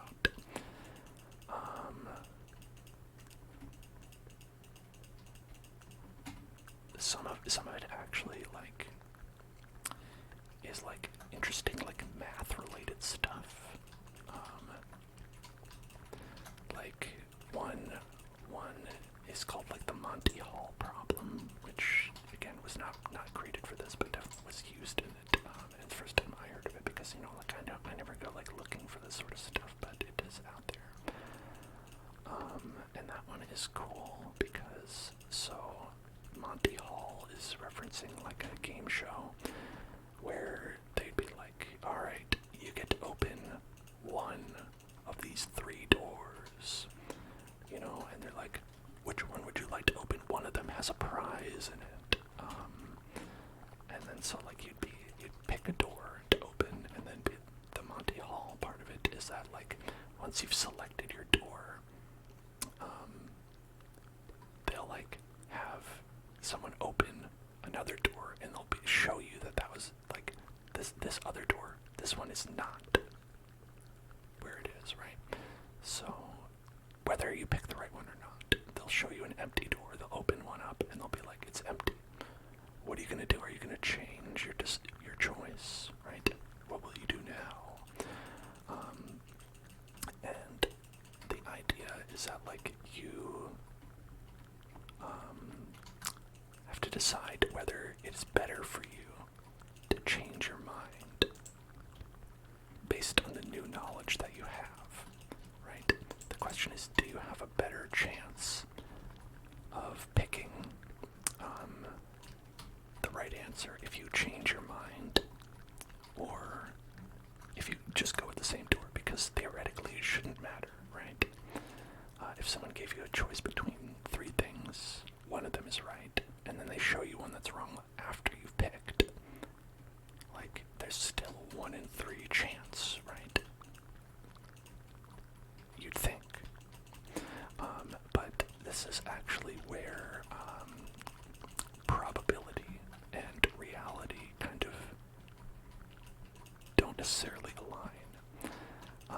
And so when you consider things like probability, it's like you're making a choice between 1 out of 3, right? So about 33% chance of being correct, or 1 out of 2, which is a 50% chance. And so after someone shows you the wrong door, then making a choice after that is going to give you a 50% chance of being correct. Whereas when you guessed before, So actually, it's better to switch, according to probability. In actuality, it doesn't matter, right? It doesn't really matter.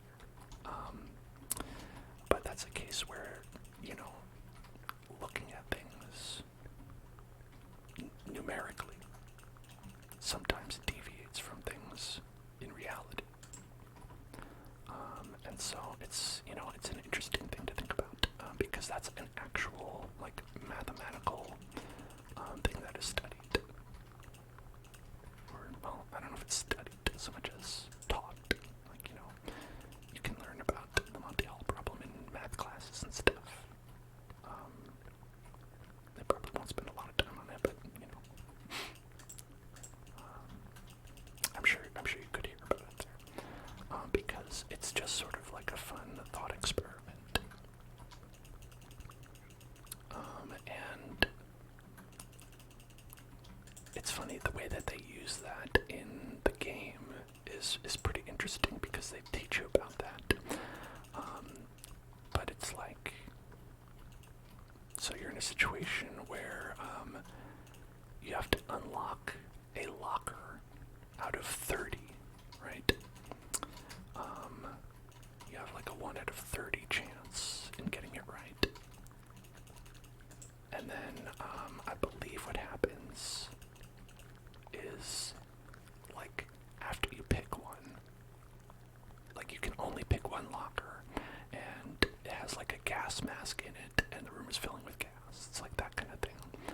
And it's based on my recollection, I might be wrong. So you have to pick one of the gas things, right? And hope that it's right. So you pick 1 out of 30, and you're like, really, I have a terrible chance of getting this. And then I think what happens is that all of them except for one open. And now it's like, now you have a 50-50 chance of being right. Should you change your mind? And then the way the game is set up is that if you change your mind, you will get it right. Otherwise, you got it wrong, I think. Or it might just literally be you either randomly pick the right one, or you're going to pick the one that they showed you is the right one. And so that, like, is like a perfect example of that, where it's like it shouldn't matter, but in that case it did matter, unless you happen to pick the right one.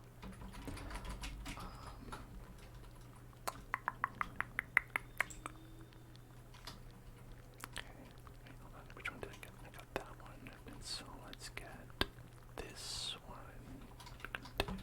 Center air, boom. Oh, hold on. Should go down here. Actually, there we go. That's better. Okay, got this right there. This one right here.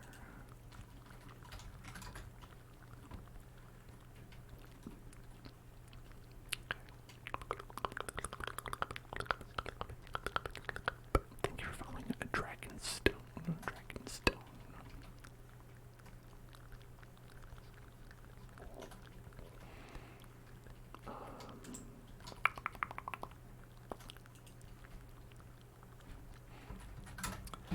Yeah,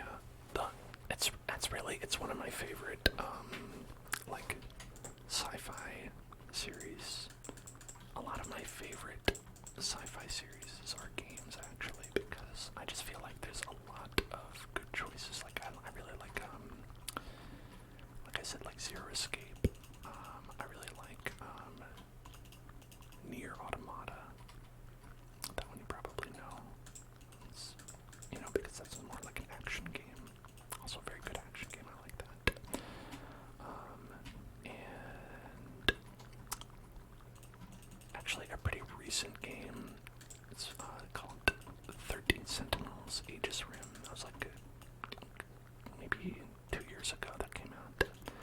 And I think it came out for PC a little while ago. So it's like probably more people have had the chance to play it since then. But that one's a really good sci-fi story.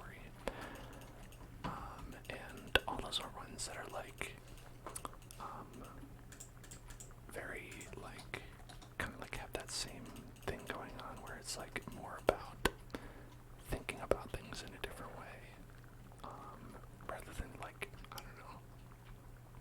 Spaceships. Nothing wrong with spaceships.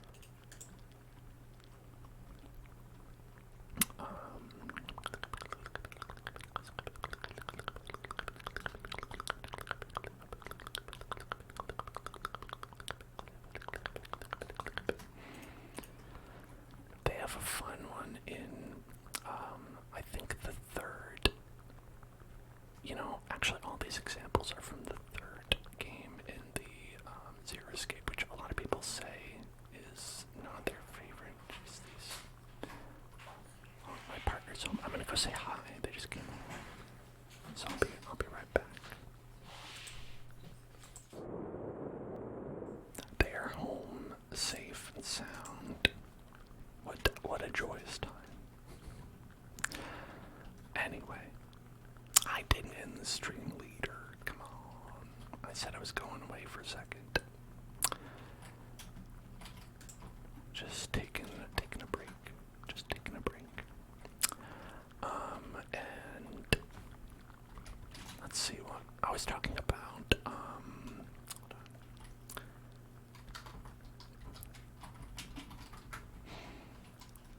on. The Zero Escape series. And this one interesting thing from the third game, the third Zero Escape game, which is actually about Back to the Future, the movie Back to the Future. And it's funny, they don't mention Back to the Future by name, but like they basically do. They basically do because it's about Back to the Future. And the thing is, it's like, so, okay, you know how in Back to the Future, the first one, Marty McFly, like, goes to, like, a different reality, basically, right? Marty McFly starts out in his world, right? And some things go awry, and I believe it's like,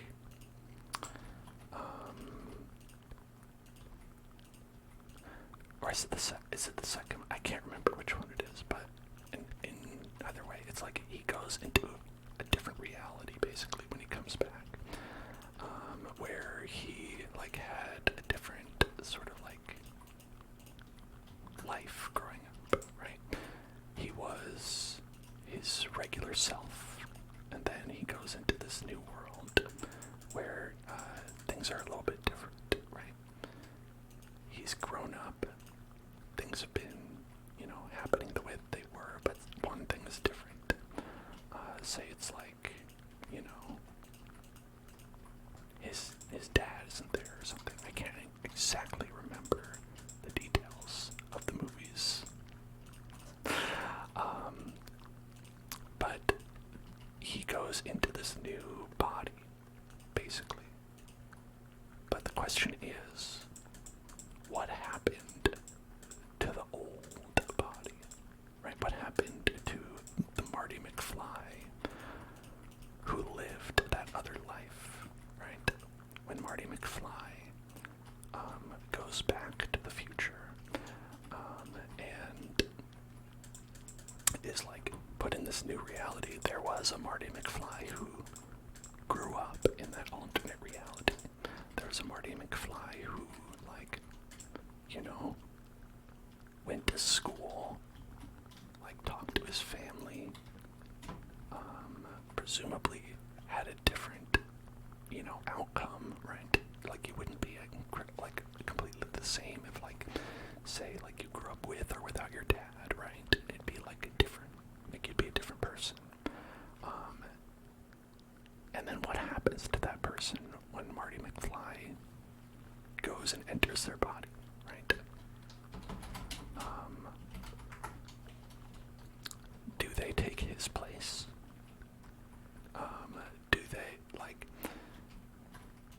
Do they just die?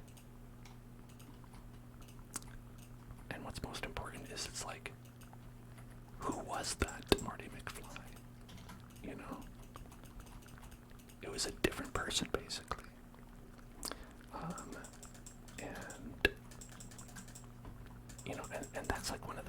interesting things about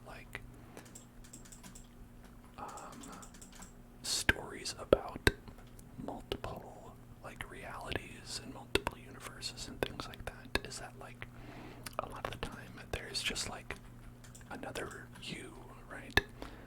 And it's not any more or less valid than the you that is you, right? Because that Marty McFly probably would be very upset to be mind-jacked and effectively murdered, I guess, by another copy of himself just because that copy messed something up in their timeline, or whatever the case may be, right? And so I think that's something that's very interesting to think about, that isn't really obviously covered in the original.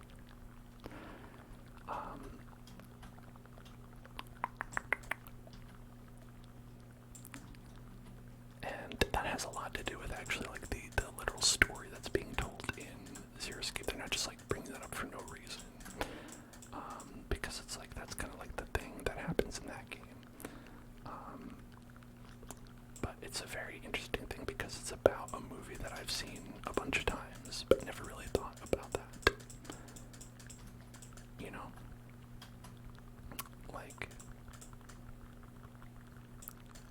when Marty McFly melds into another timeline, as it's usually depicted, it's not nothing happened. There is something that led up to that. No one's just oh hey, we just all warped, right? Marty McFly's the only one who feels that. Everyone else is just no, we were just talking, and now it's different, or I was dating this person and now I'm not. I've been dating this person for 5 years, and now it's just they're a different person who's who are you? That would be traumatizing. It's where did that person go?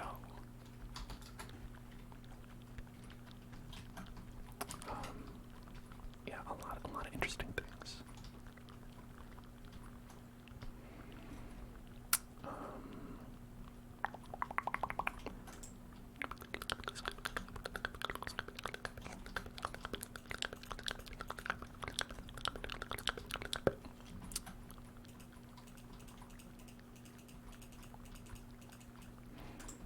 What kind of sci-fi do all of you like?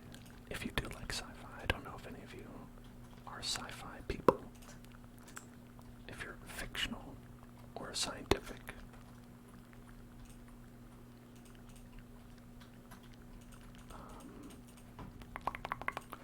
I know there are also some good sci-fi books out there as well. I don't think I've read as many good sci-fi books. A lot of the time, they can be a bit, dense for me, where a lot of sci-fi books you read are 500 pages long.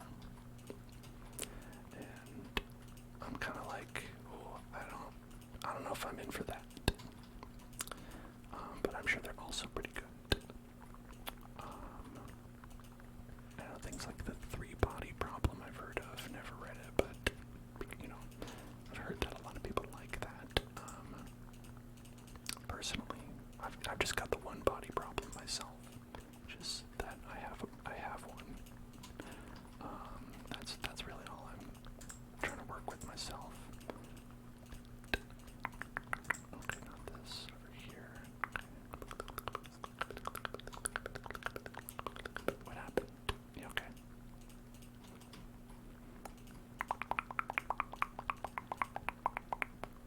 You glitched a potion and now it's infinite. Ooh, seems scary. Is it possible to remove your potion effects? Yeah, what would I need to type? I'm a mod, I could probably do that. I just don't know what I would type.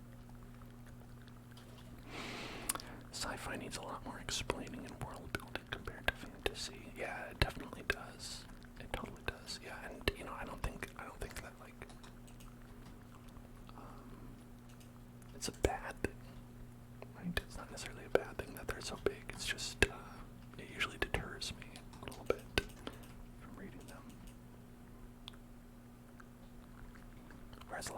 with like a game, I'll be like, you know, in the meantime, I get to like, you know, punch someone with a sword or something.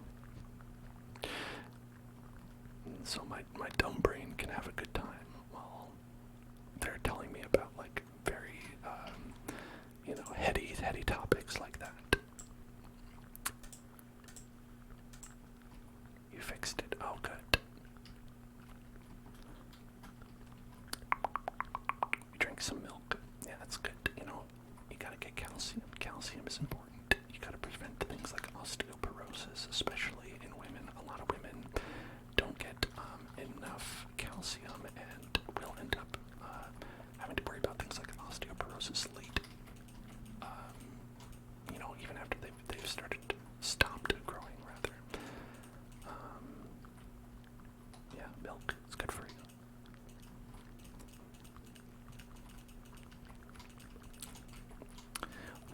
One sci-fi world I've been enjoying a lot lately is Arknights, which is a mobile game, which is weird to say, but like I'm like, man, the story in Arknights pretty good. And they have like kind of like a both science fiction and fantasy thing going on, but I don't know. It's like it's pretty interesting, like their world that they've set up. Like they have a lot of different things going on, and like weirdly like pretty well written as well.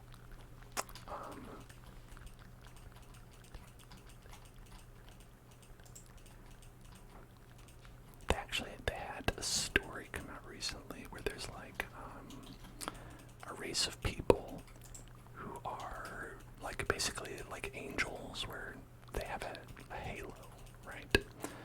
But they're actually given this halo at a point during their life. I believe is how it is. And the halo allows them to like sort of it's like a little bit like telepathy, but like for emotions, like where they can like tell what other people are feeling by, you know, other people with halos. Like they can connect to other people who have the halos, other angels, and sort of like they've developed kind of like sort of an analogous thing to like a religion around them, because they have in the world that like are the only species that do this, and so other species kind of like look to them as, you know, as we would say angels, like where it's like very kind of like a direct thing to like Catholicism, where they even have a pope. And I mean, another detail is that they also invented guns. You know, there's a lot of things that are very silly about the world. But alright, so then the Pope invented guns, and then you know, so they have like this society where they all have their halo and they have their guns, and it's kind of interesting because they have a set of commandments as well, and if you break the commandments, your halo stops working, and you grow horns, and you become basically a fallen angel. That's what they call it. And so you have to obey the commandments. So like they're also very careful to not break those commandments. It is, you know, it's actually,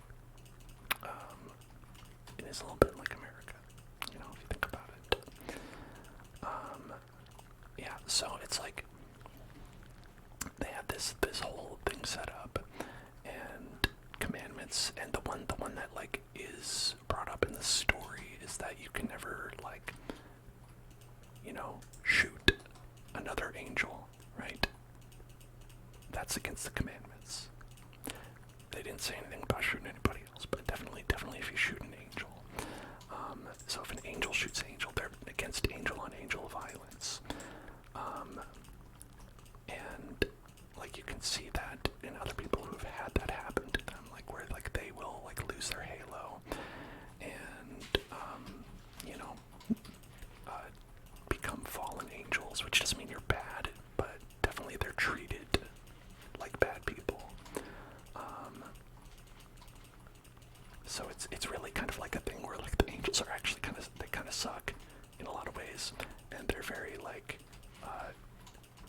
very willing to like take this vision that people have of like godlike people, you know, who walk the earth, deities, and just kind of like run with it and be like, yeah, we are awesome. We are like, you know, divinity, basically. And they do that to like kind of like mistreat other people as well. So they're not so great, these angels that invented guns. And so the story kind of like surrounds this event that happens where a guy who is an angel decides to like rebel, right? Because he wants to make sure that people who are suffering in the world can like get help, right? Because they have this kind of like idyllic city, but they don't let anybody in. They don't let any refugees in. So he wants to make sure that they change that. And obviously people are opposed to that and kind of like treat him as an apostate or an enemy of the church. And he tries to get in there and he tries to like get a meeting with the Pope. Right? So he like sets up this invasion and all that, and eventually he does get in there and he gets to have a one-on-one with the Pope. And so then the gun Pope, like, you know, goes up to him and he says, you know, it's like, hey, listen, you and I are never going to see eye to eye on this. And like they kind of like argue a little bit, and then they end up like drawing guns on each other. You know, because like the apostate guy is like, well, guess what? If you're not going to listen to me, bang bang. And then the Pope is like, well, I got a gun too. And I mean, you can see why I like this regardless, because that's very funny. And so the gun Pope, and the other guy don't end up becoming fallen angels after this. They turn their gun and they shoot at each other, and nothing happens. And they're both kind of like, what? And then the Pope is like, here, I have something to show you. And then he takes him down into the basement. And this is where like it's a little bit ambiguous, but the general idea is that it's like they find out that the commandments are this thing that have long been interpreted by a lot of popes, right?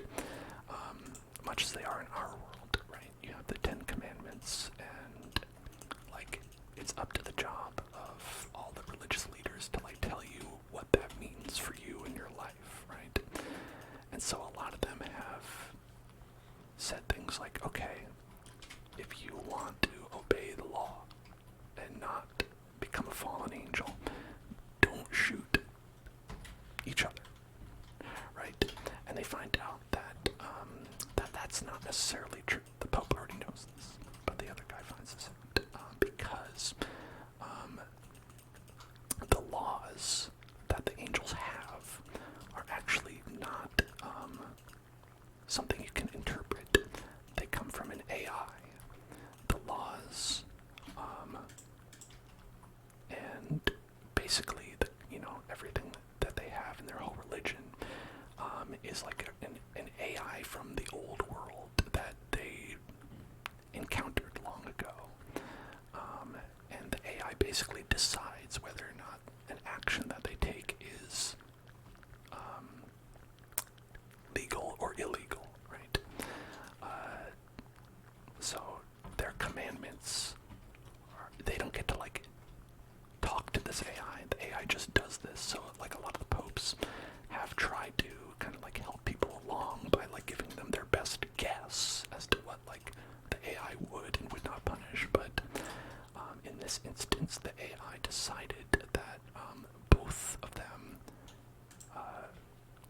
some good points.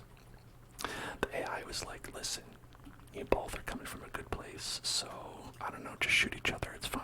I'm not gonna chastise you for that. So, instead of, like, a situation where, like, these are beings that are, like, actually, like, deities on Earth, where they are chosen by God or something like that, it's more like they were around a regular God who gave them these halos to monitor them and to allow them to connect to basically a big internet network, which is why they can, you know, kind of sense each other's emotions as a result. And so they're like, they, in a way, are holy, and in a way, not at all, right? It's like, if you were chosen by, like, God, but God was just a big computer, right? And so that kind of, like, makes it different in a way that, you know, like, people, even in the world, like, are like, it's not the same thing. It's absolutely not the same thing, because it's just a machine in there, you know? And so, like, I think that that's, like, a really interesting piece of world building, because that is also not even really related to the main story of Arknights. It's just kind of like, that's a thing that's been going on. Like, you've had these angel people around, and they've just been kind of like, hey, I'm a cool guy. I'm a cool angel guy. I've got a halo. And, like, they were just like, yeah, here's the explanation for that. What do you think? And it's just totally, like, just a crazy thing to think about. That is, like, their explanation for that. And they're always coming up with very interesting stories like that. And I just really like, you know, listening to those and reading those. And it's a lot of fun. I mean, it's a lot of reading because it's, like, basically a visual novel. The story is anyway. But, like, the stories like that are good, you know, and I really enjoy them. And, yeah, I mean, okay, that doesn't look so good when that happens. Should we do it like, yeah, you know what, let's do it like this. Let's put the grass blocks there.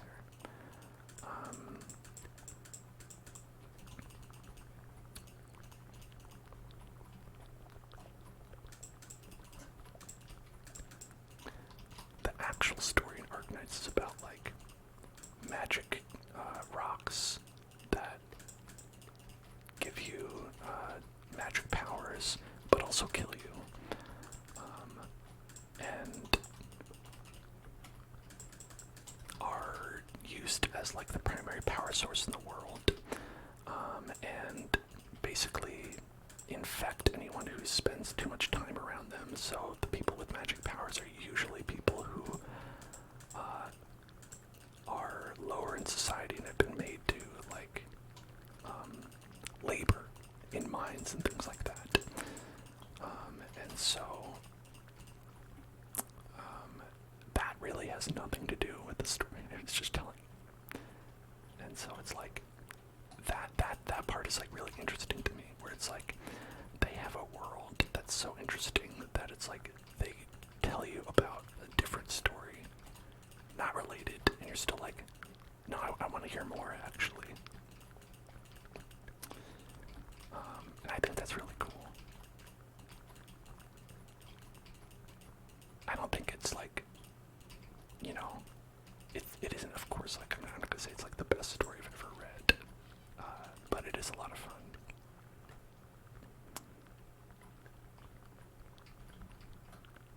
Okay. I wonder if we should make these connect just so it looks nicer. Because I really don't like it when they have, like, the splits. The splitsies like this. I think the splitsies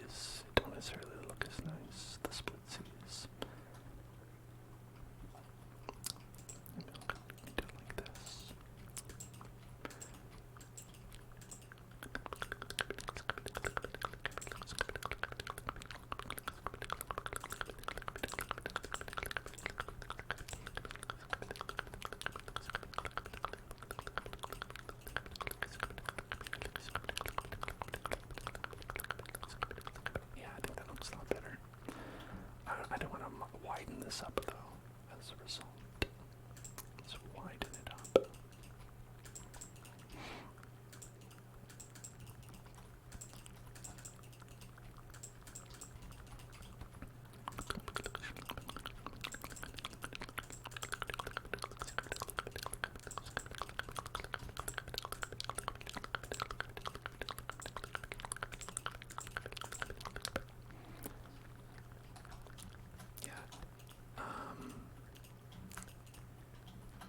Arknights is always one that I'm like, I wonder if I should stream that, because I always like it, and I play it a lot, but I've never streamed it because it's like not a lot to watch,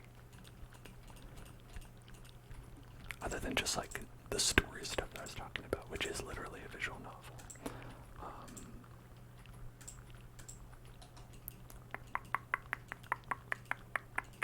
We have played visual novels in the past. Well, one, I guess. Maybe more than one, but we played Phoenix Wright, which is basically a visual novel.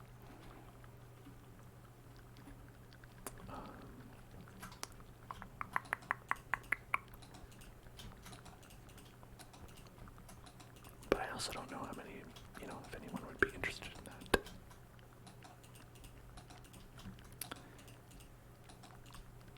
Oh yeah. I mean, that's what we did with like Phoenix Wright. I thought that was fun.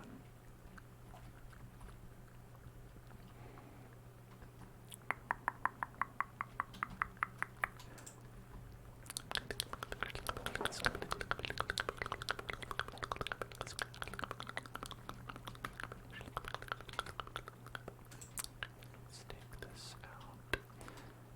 Then take.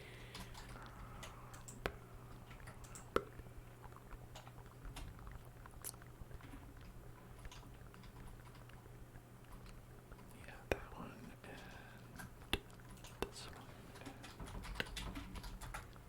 Okay, great.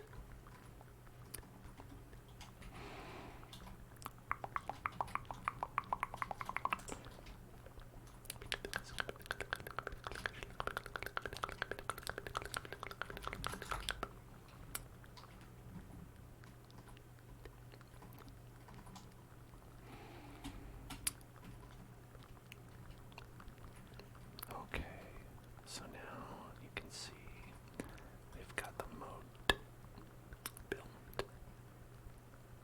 Got this section with the area that goes down into the moat. I don't know why they have that. Maybe in case someone wants to go swimming.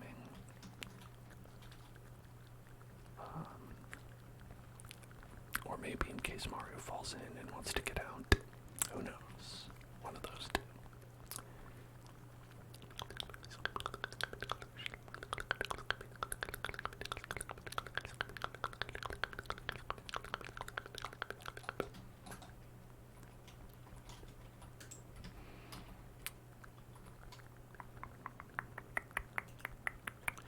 I wonder how much of the things in the Mushroom Kingdom are literally just set up for Mario.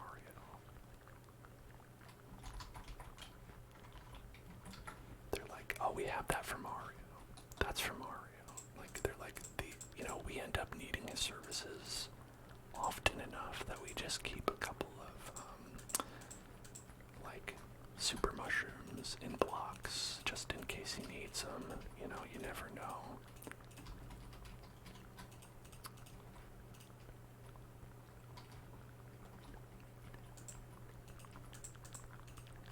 I imagine it must be like a large portion of their like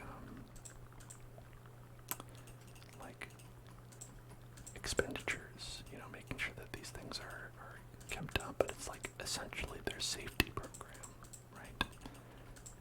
Because, I mean, they have an army, right? But like, no one expects them to do anything, right?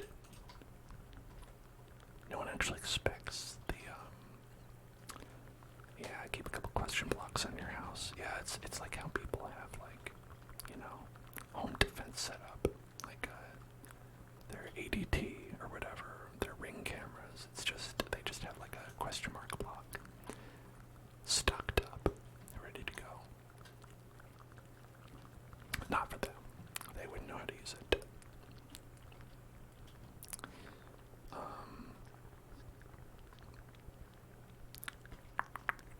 Mario goes to some people's houses and they just have those empty blocks where you just break them and then just break open. And then the Toads are like, I'm sorry, you know, I forgot. I really meant to, like, be prepared, but I guess I wasn't. You know, I thought I had, you know, I thought it'd be cool, but it's like, Mario's like, oh, mamma mia, you got to be more prepared. You never know when something will happen.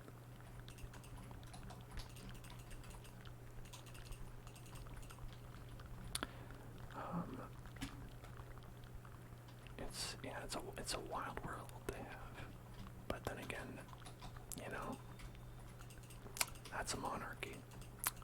That's what happens when you have a monarchy. You don't get the people don't get to make these decisions. It's more like Peach is like, I think we can let Mario handle all of the world's problems, and then the Toads are like, couldn't we do something about it ourselves?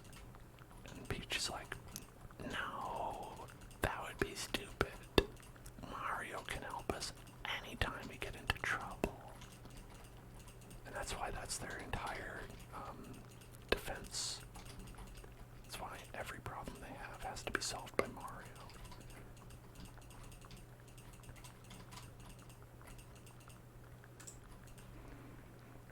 I mean, the only representation those Toads even have is like Chancellor Toadsworth, and he is basically like a puppet for Princess Peach. Like, you'll never see him go against Princess Peach. Like, he might make a show of it, but you know, he knows where his bread is buttered.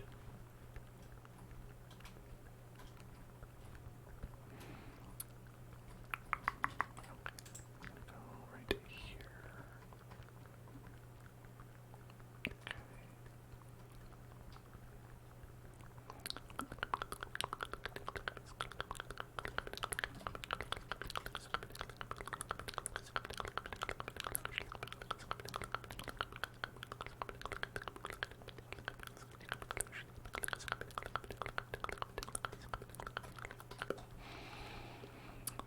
Now let's make this a little bit like rounded, so it seems like, you know, not quite as rigid. If that makes sense.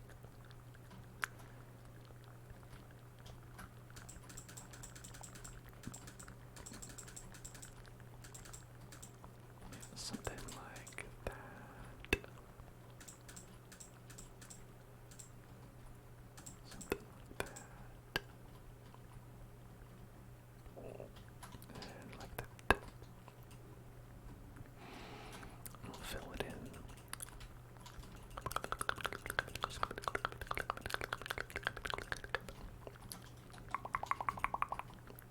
Oh my god, JavaNet socket exception connection reset.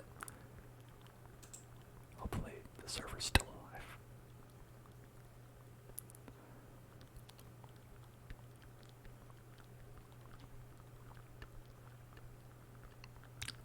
Connecting to the server, it says. Interesting. Question 1, do I have internet? Let's see.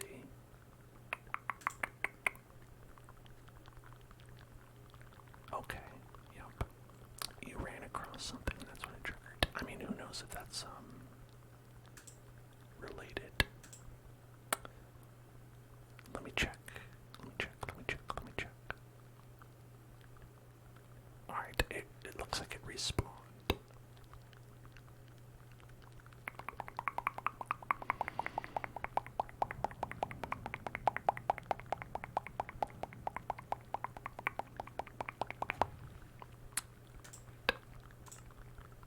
Okay. Oh, it's back. Back in it, baby.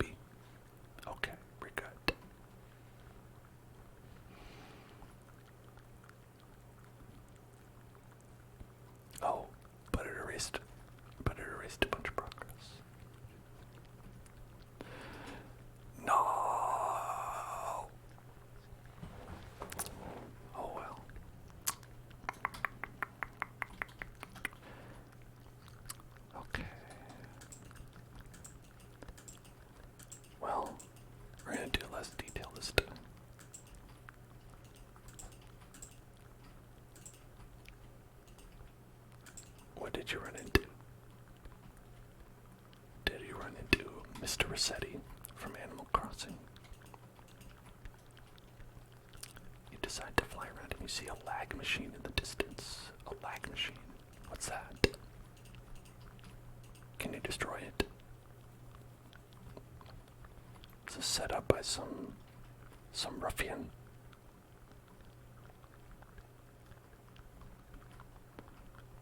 The lag machine. I don't know what a lag machine is. Sounds bad.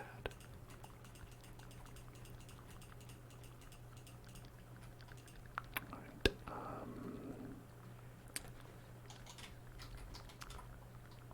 TP. I'm gonna teleport to you. I wanna see this lag machine. Also, club 2.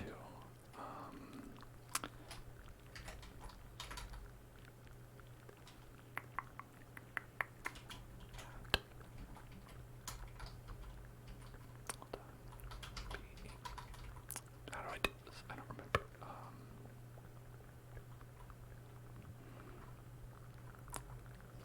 Teleport. 2. No. Teleport.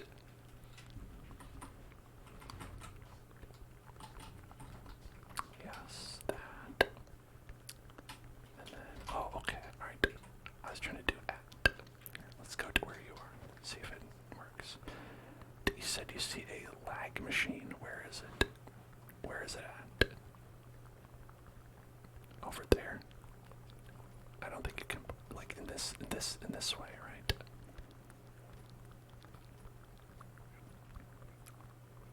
Don't get too close. Well, how do I not get close? But I want to see it. I want to see it. What does it look like? Is that it? Is that it? Oh wow. Hold on. I can do it. I can do it. I can do it. Pop.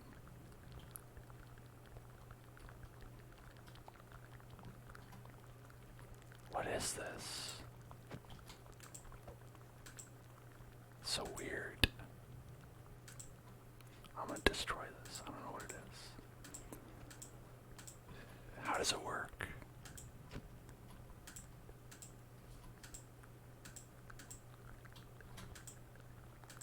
It's a new type.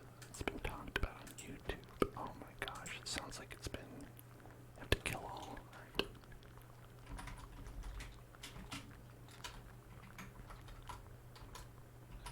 Kill all. No entity. Kill.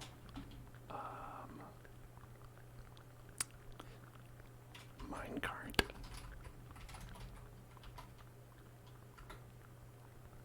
No entity was found.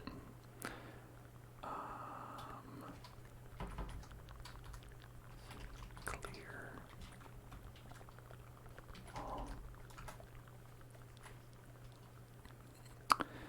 I'm not sure. It's weird. It definitely is causing a lag when you look at it. Yeah. It doesn't like to look at these.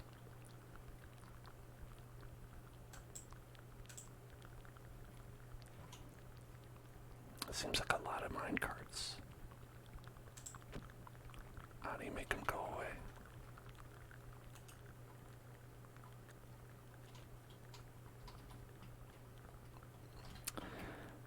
Let's see. Minecraft. How clear minecart. How to delete a minecart.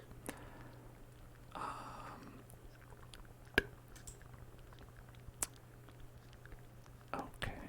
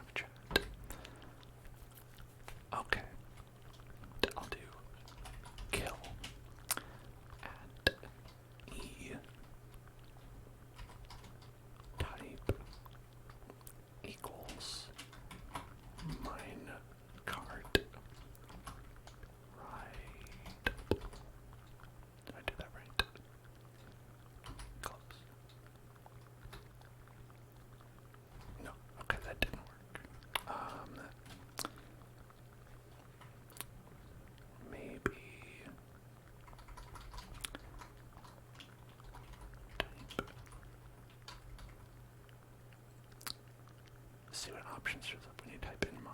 Kill mine. Interesting. Oh, add E. Okay, add E.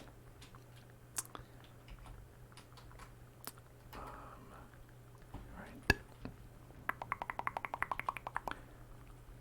We've got a couple of things here. Distance, score, sorting, tag type, rotation, Y rotation.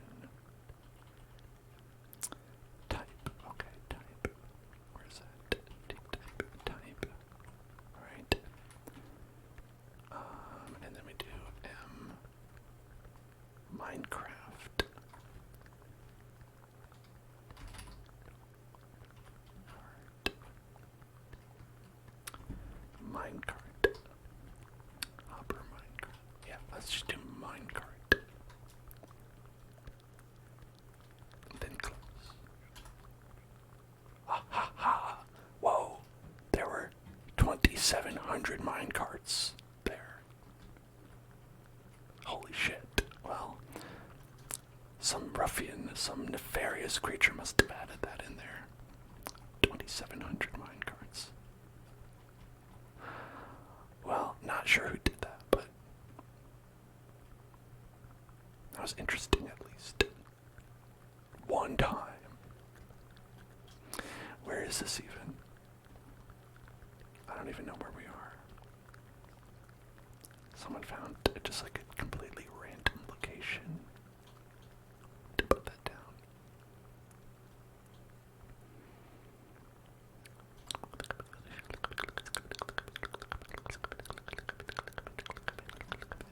Was it you? Was it you, Mr. Pig? Was it you, Mr. Pig? Bet it was.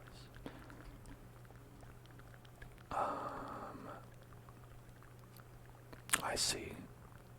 Seems like a lot of work.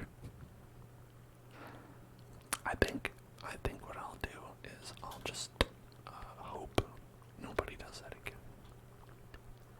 And if they do, shame on you. That's what I'll do. I can't imagine people would want to do that too much. It's probably been there for a long time, and I've only just now discovered it, you know.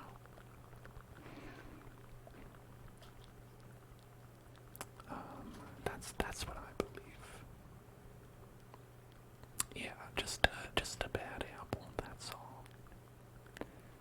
Only good apples allowed.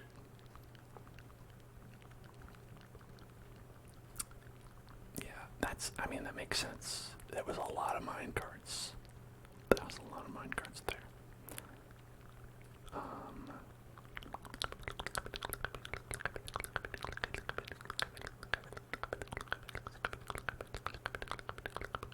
I'm glad that it didn't, just completely crash right when we, saw it, because then it was, we were able to actually destroy it, which was good. You know, that makes it seem like not really such a bad thing to me, because I'm gonna teleport myself. DP me. Two. I don't know. One. Is that? I want to just one. Help! I'm in the crypt. I probably should have been higher than one.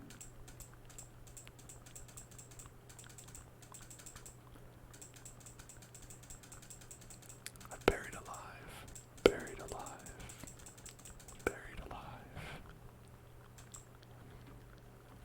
Here I am.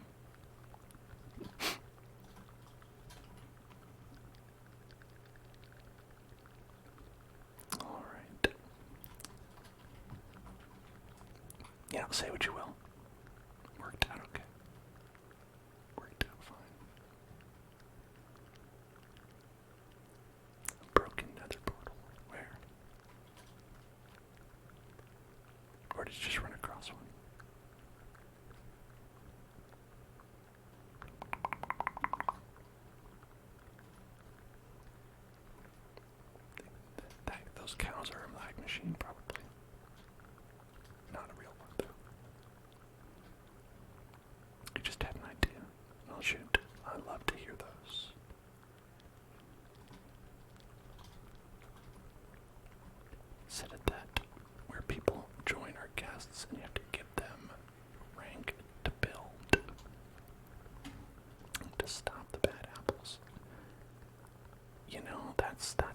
not a bad idea. That's not a bad idea. That is a good one. I might do that and then just like automatically grant it to everybody who's here already.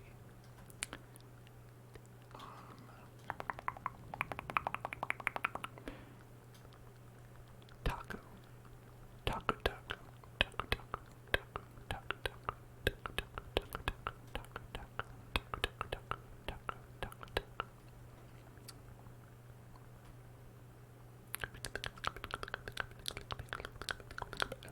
Who would want to sabotage such a beautiful world that we have created with taco?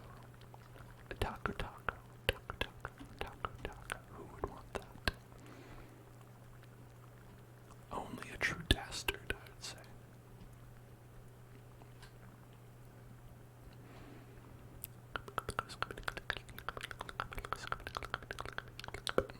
I know, yeah, it's not exact. I was being facetious.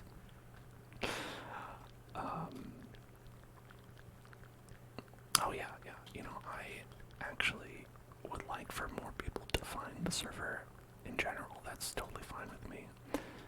The only thing I ask is that people be cool.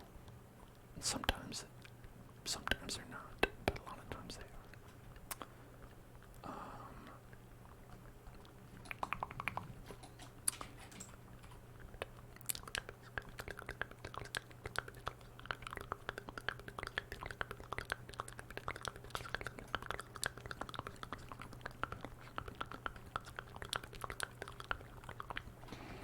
Endermen are griefers enough on their own.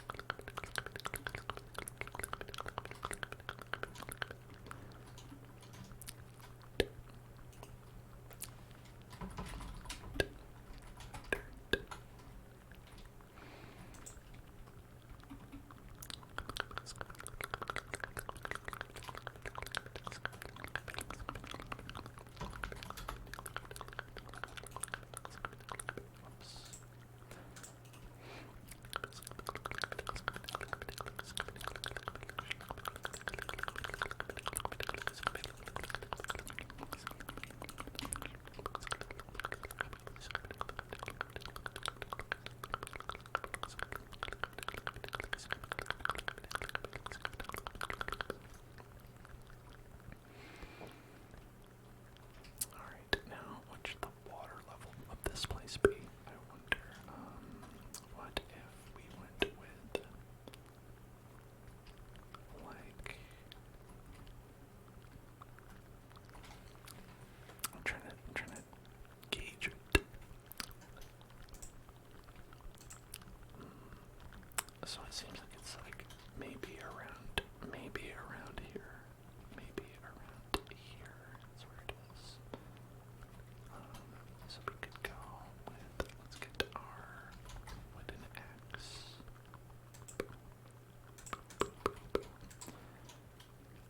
Right. Let's go across. Go across. Go across. Maybe right there. And then we'll say place air with water. No, we can't do water. How about light blue concrete? Look at that, it's water. They said you couldn't do it. They said you couldn't add water in the nether. And they were right, but in a way, not right.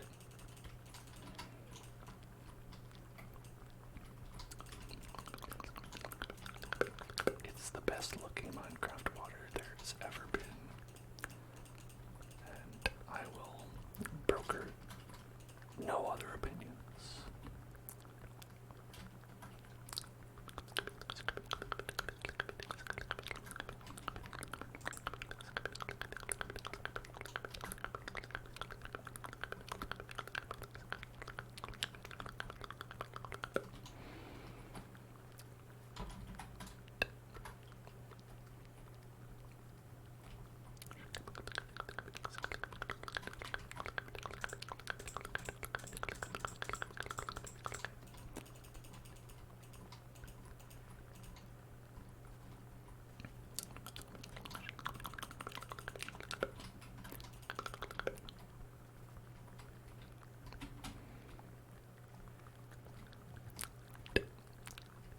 This is like old school. This is how they used to make water. They're just like, I don't know, blue. Just make it blue. What is that? Just draw it. Draw blue. Good enough. That's water now. We'll go like this. And we'll go like this. And we'll do the same thing.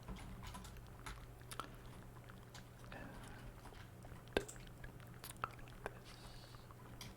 And we'll go like this. And we will also do the same thing.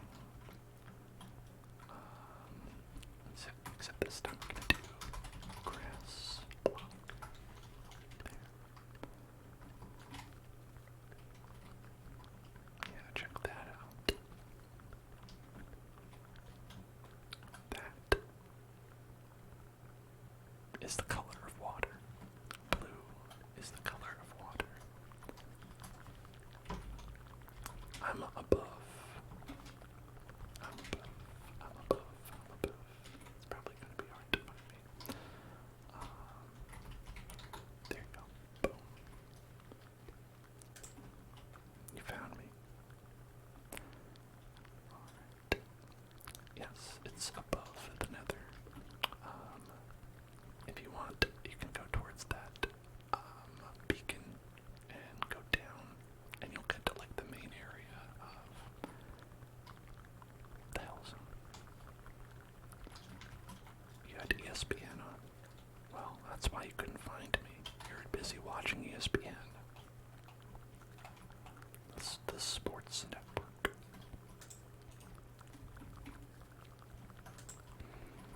No. Right on top of the water.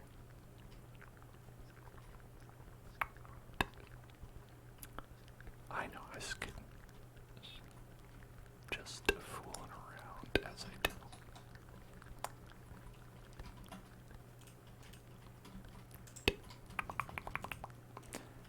Okay, good night, good night. Thank you for hanging around. Thank you for having a good time with us.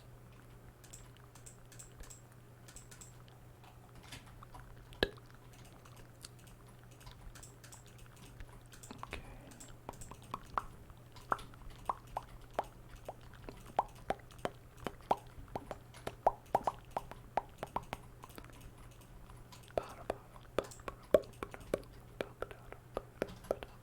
Yes, yeah, it is good that we found that. And it's possible. It's possible other people did find it, and then the server just crashed, and then no one knew what happened. That's also a possibility.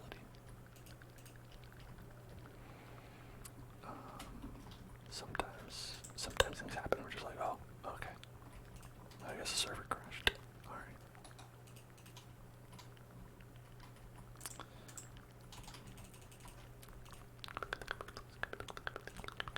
Yes, good night. Good night. That's so interesting. I had no idea what a lag machine was. I mean, I understand it in theory, but I was like, whoa. You never thought it would happen to you.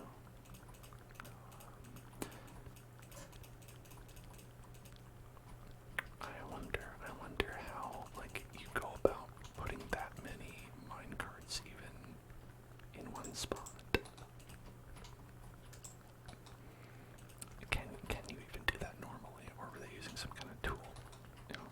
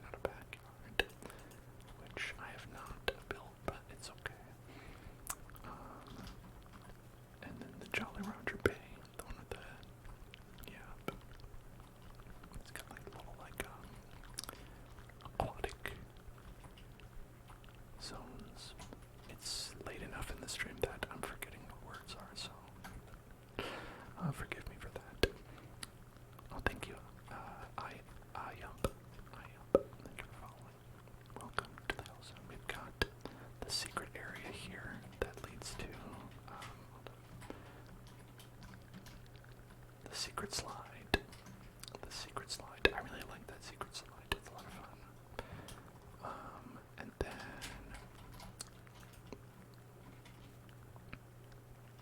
we have the floor 2, right? Where this one has more of a space theme to it. This one where the 50 stars required. We don't have that one built out because there's not really enough room for it. Send by Sam. Thank you for following. Send by.